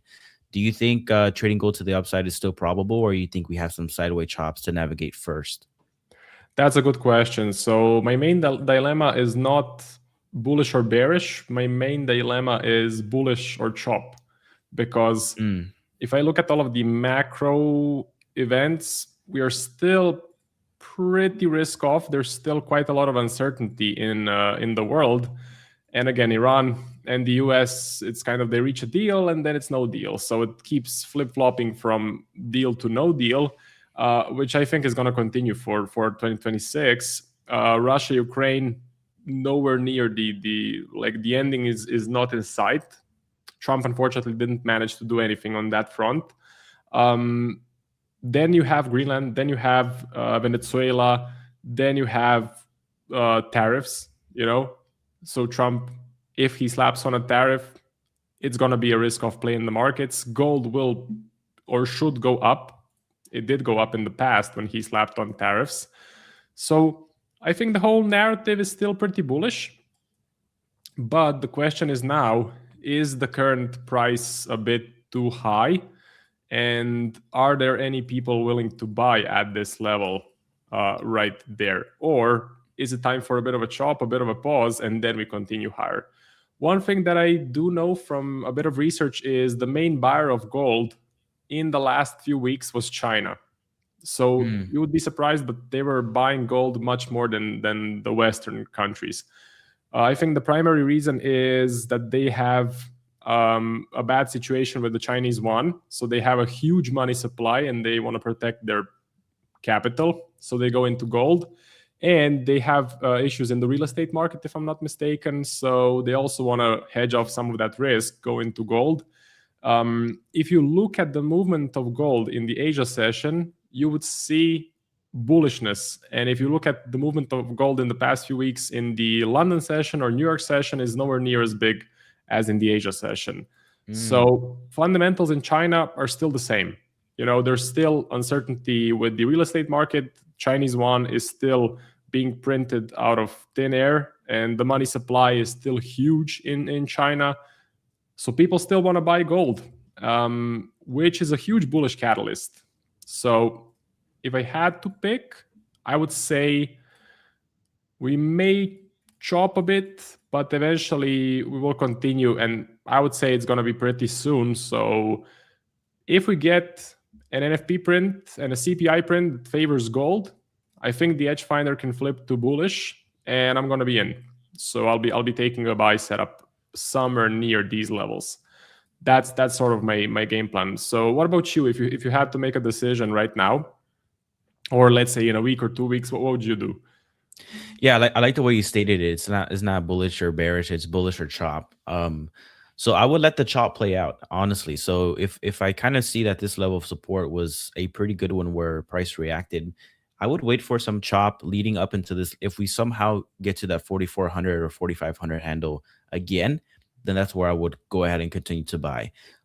Like you said, there's a lot of dynamics in favor of gold. Like you have, China buying up a bunch. They've been buying for a long time, or everyone's buying really. Like gold is just one of those things where the underlying dynamics promote a drifting higher price, just like equities, right? They just drift higher over time naturally. And so if you're just looking at relative price action, I would look for that 4,400 handle. If we get it, now the reality is we may not get it, right? So that's definitely a possibility. So what I would look for as another level of support would be something like this, maybe a little bit higher, make it a little bit more aggressive. So that 4,700 handle. So maybe, like hopefully we do get some chop, because I'm not looking to chase price here, because the two ones that you gave me were bullish or chop. So if you go bullish and you're super bullish here, you buy at 5,000, but then you get chop, you're going to get killed right here, right? So just be patient. I would wait for something like 4,700, maybe take a stab at that. or and if I get stopped out, maybe take a stab at 4,400. Or you can take a conservative approach where you take half a position size here and be open-minded to take another one here. There's many ways to approach it, but in summary, I would be waiting for a pullback. Hopefully the chart plays out and I can get in at some discounted levels. That's my opinion on gold. Yep. And what about the US stock market? The US stock market, it's doing good. So if you get some kind of it depends, right? I mean, you could count this as the pullback that we needed. I mean, it was a 4% pullback from the all-time highs. We were at like 7,000 something at one point. Yeah, so we pulled back about 4%.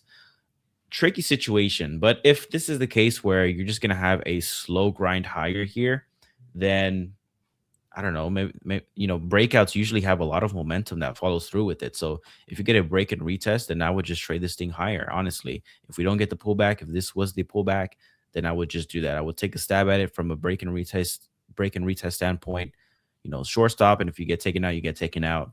But that would be the approach I would take for the stock market.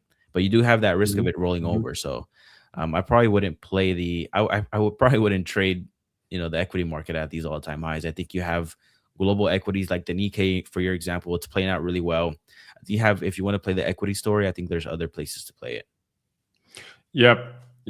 And also, like if you just compare, I think I talked about it already, but if you just compare the return from January 2025 to now, the S&P is underperforming pretty much every single market. So if we go to the S&P and we go to, let's say, beginning of Jan 25, like this, and we just put on the DAX and the Nikkei, so same percentage. Yeah, so the DAX, and let's put on the Nikkei as well, JP225. So the Nikkei is the winner at the moment, but it's all better than the S&P, even gold, silver. So I think that the sort of the sell America narrative isn't really sell America, but just don't go into America more. It's kind of, if you have some money you want to put in, don't put it into the US, put it into some other stuff. Because if it was an actual sell America narrative, we would get a massive sell-off on the S&P. And that's another question that I wanted to ask you. So what do you think of the whole sort of sell America narrative with massively selling the dollar? In my opinion, if there was an actual get out of the US narrative, the stock market would suffer while the S&P is super close to all-time highs. So just wanted to get your take on that.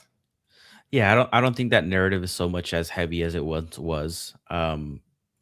Like you can see that with the price action. I think you're getting a healthy broadening rotation into other sectors of the market. I think it's I don't think it's sell America, like you said. Like it's, if you're hesitant, just don't buy it. Just buy something else. But RSP equal weighted S&P 500 grinding higher near all-time highs. So I think it's a healthy thing. Yeah, I don't think sell America is as prevalent as it once before. Yeah. And I think people get mistaken because they see the dollar getting smashed. They see the DXY just dropping out of the sky, and that doesn't really mean that we are selling America, right? Because a real sell America would be in the stock market, not in the dollar. The dollar, you can hedge your dollar exposure, but people all over the world, they still want to participate in the AI race, and America is the #1 leader in artificial intelligence, absolutely. So I don't think they're going to be crazy enough to just get out of it or just remove massive exposure to the US, because it's going to be it is the next big thing, So the capex that they're doing, it won't pay off now, but in 2 to 3 years, we can get some explosions in the leaders of the space, like maybe Google, maybe OpenAI. I think there's going to be a court case soon with OpenAI and Elon Musk, because OpenAI was supposed to be a non-profit, where Elon Musk was sort of the angel investor, and now they want to turn it into a for-profit organization. So they basically want to make a bunch of money, and now Musk is suing them. I think that's the case. I'm gonna have to look into it a bit more. But yeah, that's typical Americans. Sorry, I said typical Americans. Yeah. Man. But yeah, Marco, I'll let you do your segment here. And to your point, like dollar index falling, right, could be scary, but a weaker dollar is not always a bad thing, right? It can help our trade. It can, promote finally maybe other foreigners that they're coming from a super strong currency or an equally, strong currency can now visit the U.S. and lots of things, manufacturing, all that good stuff. Like you said, it's not always a bad thing for the dollar to be lower. It's not that scary as you may think, but I'll leave you here to it, Marco. One thing though, I will say, EdgeFinder is free, so join the Telegram channel, get into it. As you know, it's completely free into the 13th, I believe. So take advantage of it, please, and then also just follow Marco's videos, the streams, all that good stuff alongside the EdgeFinder, and I promise you that your trading will improve. But with that, man, I will see you. We have one more stream together, I think, this week as well. So yeah, looking forward to it. Yeah, I think we have one on Thursday or on Friday. So thank you very much, Alan. I look forward to seeing you on Thursday once we get the NFP print. And good luck with your trading. Alrighty, man. You too, and congratulations on the Nikkei. Thank you. See you. Alrighty. Goodbye. So continuing with the solo segment, time for the giveaway form. So I believe we got everything fixed, or the JOT form, the guys at the JOT form got the form fixed. I'll put it into the comment section now. If you want to get a free, let me see what we have for today. If you want to get a free 10K one-phase account, okay, 10K one-phase account, make sure to fill out the form, submit your details basically, and you will be entered into a wheel of names right here. And a random winner will be picked out. Once we get the random winner, after my segment, I will email you with the code. Okay. Let me see if things are working. If the names are getting captured. What is today? Is the 10th of February? Yes. Okay. So everything seems to be working well.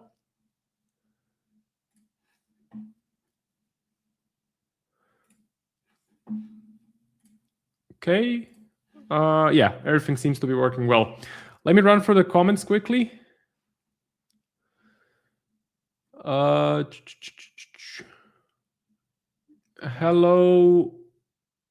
Oatmain. Hello, Solomon. Hello, the shiny yellow metal. Hello, sir. Any thoughts on gold after retesting? Huge liquidity sweep. We're going to take a look at gold. Hello, ball outs. Katsuki. What do you think of USD ZAR? USD ZAR. I don't think I have any way to trade it. South African Rand. Yeah, I don't think I have a way to trade it. It looks absolutely bearish, but I'm not aware of any fundamentals. I'm not aware of any sort of an edge on the dollar ZAR, so I'm staying away from it. I don't know what is happening with gold and silver on an intraday perspective. We're going to take a look at both. Euro NZD, sure. News of Chinese buying a lot of gold has been happening since around 2013. Yeah, so essentially, they have a huge amount of volume. So China has a huge amount of volume for buying gold. If they are kind of the biggest buyer, and if they're just going to continue buying, so far there is no reason for them to stop. There's only reason for them to continue. This to me is bullish. This to me makes the price go higher and higher and higher, like it has been doing in the last, well, we have been super flat from 2011 to, what can we say, to 2023. So there was a pretty flat period, but look at this one. Overall, the drawdowns are not that huge as, let's say, in Bitcoin. So Bitcoin drawdowns tend to be crushing. Gold drawdowns, they tend to be a bit easier to go through. Maybe we might have a choppy gold like 2025, April to September. Possibly. Hello, Sluggy. Cycling Club, I'm failing to trade my DNA fund. The trade locker is lagging too much. I never had issues with the trade locker lagging. So I've been trading. This is my 25K. What is it? A 2-phase. Current equity is around 26.7K. So I need, what is it, $700 more to reach the profit target. But I've traded the phase 1, traded the phase 2, failed the funded stage, never had issues with lag. So I can't relate to that. It may be worth it's absolutely worth contacting support. But I'm a swing trader, so I'm not sure if you're a scalper, it may be an issue. You know, I'm a swing trader. I trade 1 to 2 trades per week. So even if the software lags for a few seconds, it's not an issue for me personally. Nick is the GOAT. Yes, Nick is the GOAT. I still cannot enter. Yeah, we have one entry, one entry per email per week. So I believe the AI team resets the sheet on a weekly basis. Okay, so every week it gets cleared.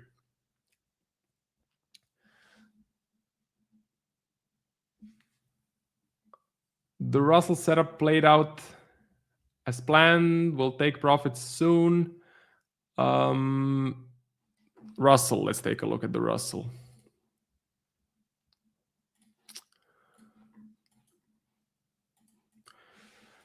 Russell looks good. Looks good. You know, looks better than the NASDAQ for sure. NASDAQ is super flat, super choppy. So Russell does look good. The Dow Jones current winner. But this is okay. We're kind of respecting the trend line. IC Markets has the pair. It's bearish on the macro, only setups and positive swaps. Sounds good. Is it though? Let me see. Because I do use IC Markets. So let me take a look. What was that? USD ZAR. Okay, so actually positive swaps. Positive swaps if you're selling and extremely negative swaps if you're buying. You can actually make a lot of money if you go short, which is pretty funny. So thanks for this. Looks pretty interesting. I'm gonna look into it because if I can just position myself short, USD ZAR. If I can just position myself short here, well, that could be good, right? Just keep getting those positive swaps. What I saw, it's 50 euros per one lot. So every single day per one lot, every single day that you keep holding the short position, you get paid 50 euros per one lot. If your size is, let's say 0.05, you can still make okay money if you hold for 3 to 4 weeks.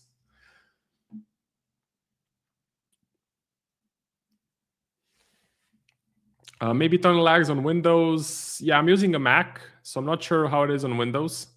Can you cover NJ? Yeah, sure. Let's take a look. NZDJPY. And by the way, hello AV. Welcome to the stream. NZDJPY looks great as far as technical analysis goes. EdgeFinder, very bullish score, which is great to see. We have some free room up until the resistance level. This is pretty good. This is pretty good. We are now sort of approaching the 20 MA, which is a nice level to look for an entry.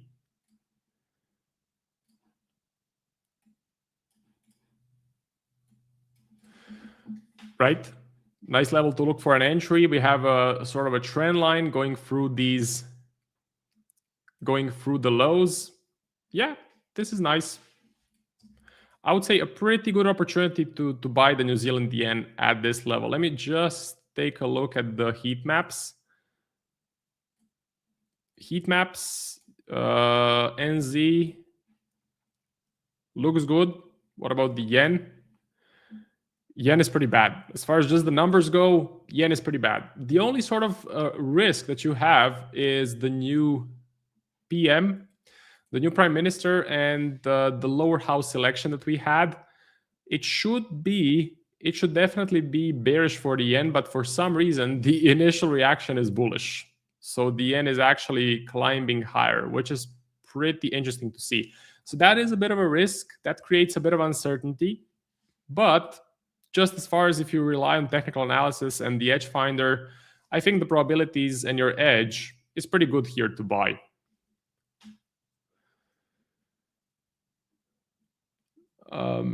Marco, either you trade and forget daily or weekly or nothing. Can't really do anything intraday.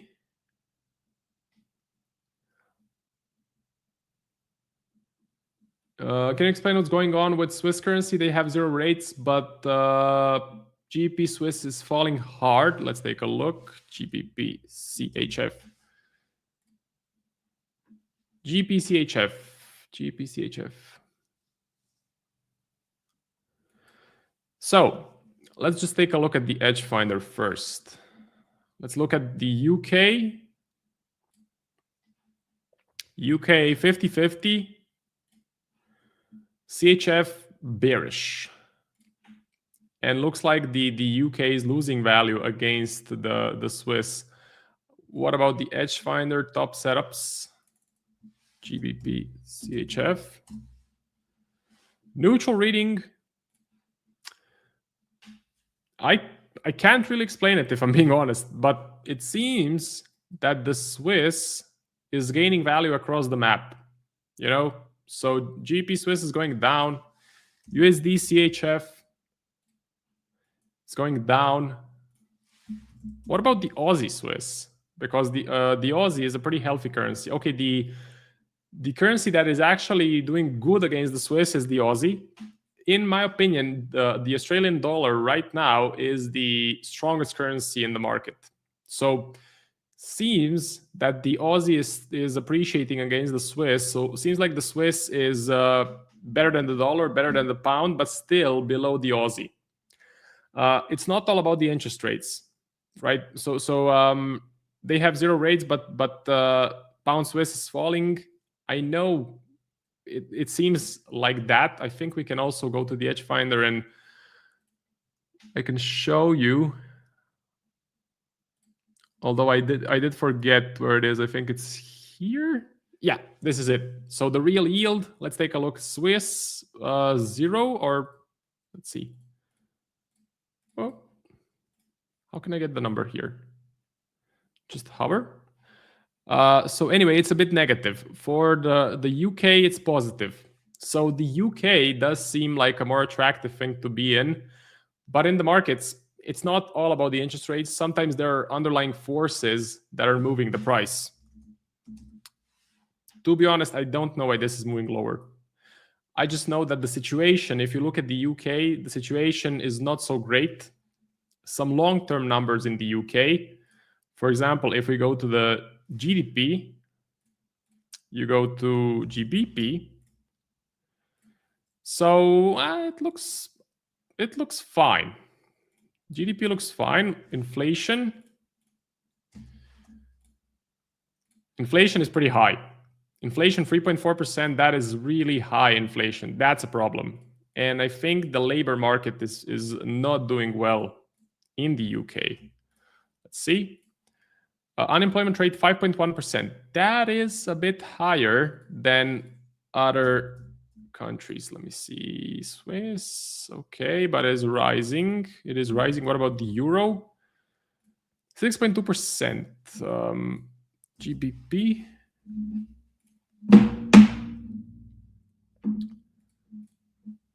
And let's go back 2 years. Yeah, rising unemployment rate in the UK, which is a bit problematic. The biggest problem, though, is inflation. Let's also see the pricing with the rate cuts. If we go to central bank rate forecast, this is an awesome website that I found on the internet. It basically tells you what is the expectation of a central bank? Will they hike rates, keep the rates the same, or cut interest rates? If we go to the BOE, Bank of England, there is a 72% chance of a rate cut. What is a rate cut? Rate cut is bearish. Okay, rate cut is dovish, rate cut is bearish. That could be the explanation. If we check GBP/USD, it should also be going lower. Not really. But if we check the pound Aussie, it should for sure be going lower. Yeah, pound Aussie flying lower. Looks like it's the rate cut expectation. See? Big chance of a rate cut. Marco, where are you from? I'm from Croatia. Small cap companies love this sort of stable environment. Yes. Yes, you are correct. Swiss always wins long term. I mean, Switzerland is a really healthy economy. You know, they are a really rich economy, really healthy economy. So the GBP, the UK is not doing well. Yeah, that website is pretty cool.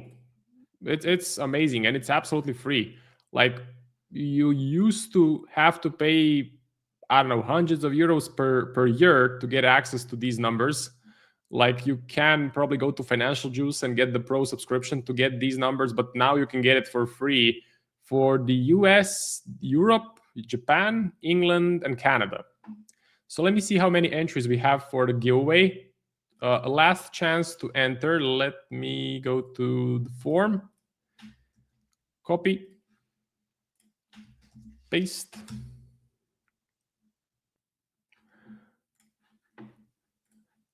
Let's see the entries. Today is the 10th. Okay, so last chance. Click the link in the description, fill out the info, and then you'll get entered into a giveaway for a free DNA-funded 10K one-phase account. Okay? What is the name of the site? The name of the site is rateprobability.com. I'll put it in the chat.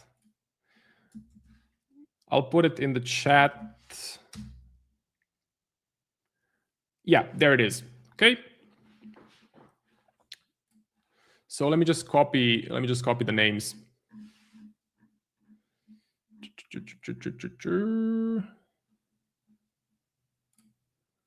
Okay, start from there.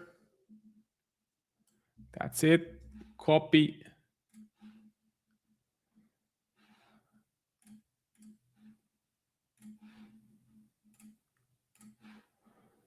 Wheel, paste, spin. So let's see. Stephen, NSIKAK, congrats. So I have your email. After my segment, I will send you an email with the code. Okay, so congrats to the winner. You can put it in the comment section if you are the winner. And let's continue with the analysis. Also, by the way, almost forgot, if you want to get funded with DNA, if you want to expand your trading capital. So trading capital is the biggest issue for retail traders. First issue is they don't have an edge, and lines on the chart or ICT or liquidity sweeps, it's not an edge. Second issue, they have bad expectations. So they're expecting to get rich in 3 months. It's not going to happen. Best traders in the world, if they can make 15 to 20% per year on a large sample size, that's amazing. And the third issue, the biggest issue, is they lack capital. So if you want to fix that and you have an edge, DNA Funded is a great option. Plus, with our code A1Live, you can get 25% off any DNA Funded challenge. So A1Live gets you 25% off any DNA Funded challenge. This is my personal 25K. I'm up, what is it?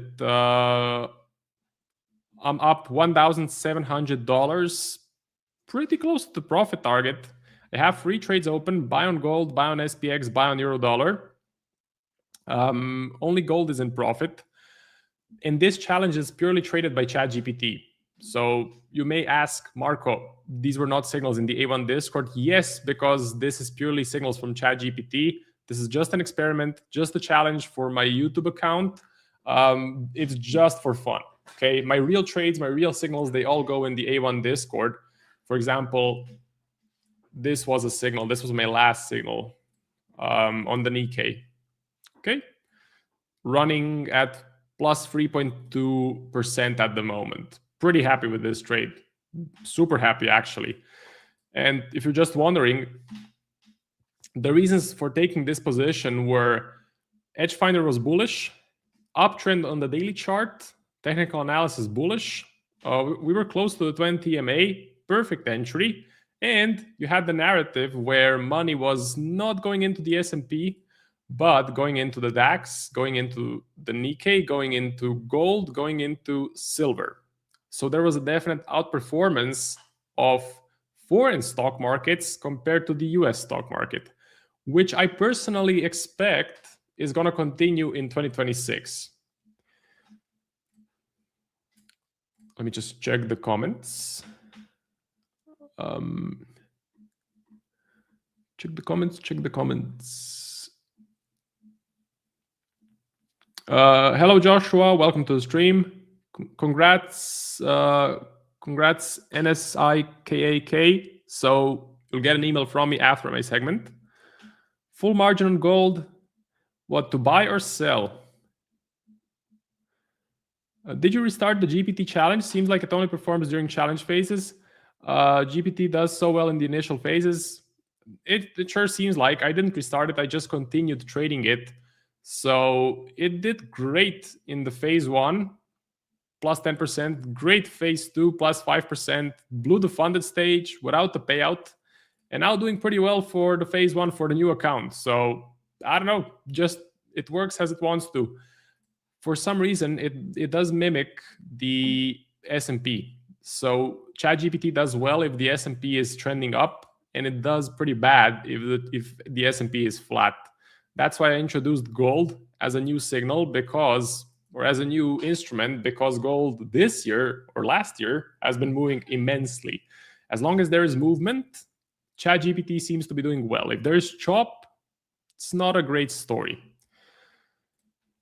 If you want to get updates on that, you can follow my YouTube channel, because I'm gonna be making an update pretty soon. So Marcos Trading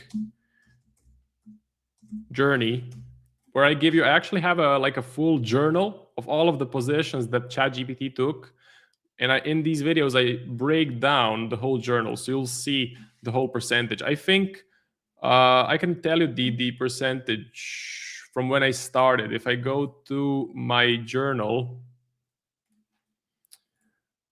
ChatGPT Trade Journal, from when I started, and I started in June 4th, 2025, up to now, ChatGPT is up 39%. Okay, 39%, I think that's pretty good. That's why I'm continuing the challenge. Short gold. I'm tired of gold. So as far as gold goes, I pretty much shared all of my thoughts. I want to buy it. I'm just looking for the confirmation. I'm just looking for the EdgeFinder to go bullish. What I didn't comment on was silver. Silver, in my opinion, looks pretty bad. So silver looks pretty bearish at these levels. It's below the 20 MA. There's a bit of a lack of narrative around silver. I mean, gold is much better because gold is a pure investment vehicle. Silver is used in the industry, used for solar panels. So just the price action does not look so great as gold. And one more thing, when silver has a rock star year, so when silver makes more than 100% in 1 year, the next year is usually break even or negative. So if we look at the open of this year, it's right here, January. What could happen is we could go down a bit more and then start pushing back up later in the year, and then end up maybe break even, maybe positive, maybe negative. but I would not be surprised if we get a bit of a deeper correction or if we just get chopped. We could also just get chopped. But for gold, I have a pretty bullish picture. I have a pretty bullish outcome in mind. So it's okay. I definitely want to get in. I want to buy it. Okay, last thing for today, crypto, Bitcoin. Looks super bad. Crypto winter is continuing. This price action is super bearish.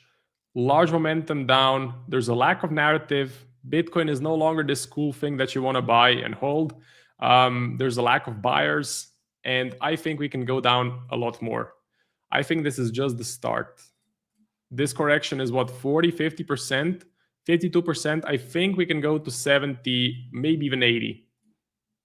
So we can go to 70, no problem. We can go to 40K, no problem.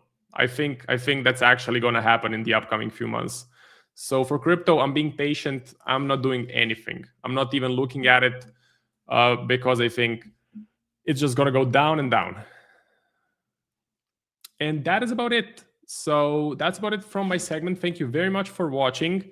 I'll be giving away more challenges during this week. So every single segment, I give away one challenge. You can find my full schedule of when I'm streaming if you go to A1 live stream schedule. Basically, tomorrow I'm on at 9, Thursday 10:15, Friday 9. Okay, so good luck with your trading. Good luck with all of the positions. If I trail the stop loss on the Nikkei trade, you'll be notified in the A1 Discord. Thank you for watching and see you in the next one. Thanks again for watching today's show. Our goal at A1 Trading is to continue to share free value to our audience through daily videos and articles, keeping you up to date with the latest market coverage. If you enjoy our content, make sure to subscribe for more. From all of us at A1 Trading, have a great day, and we'll see you next time.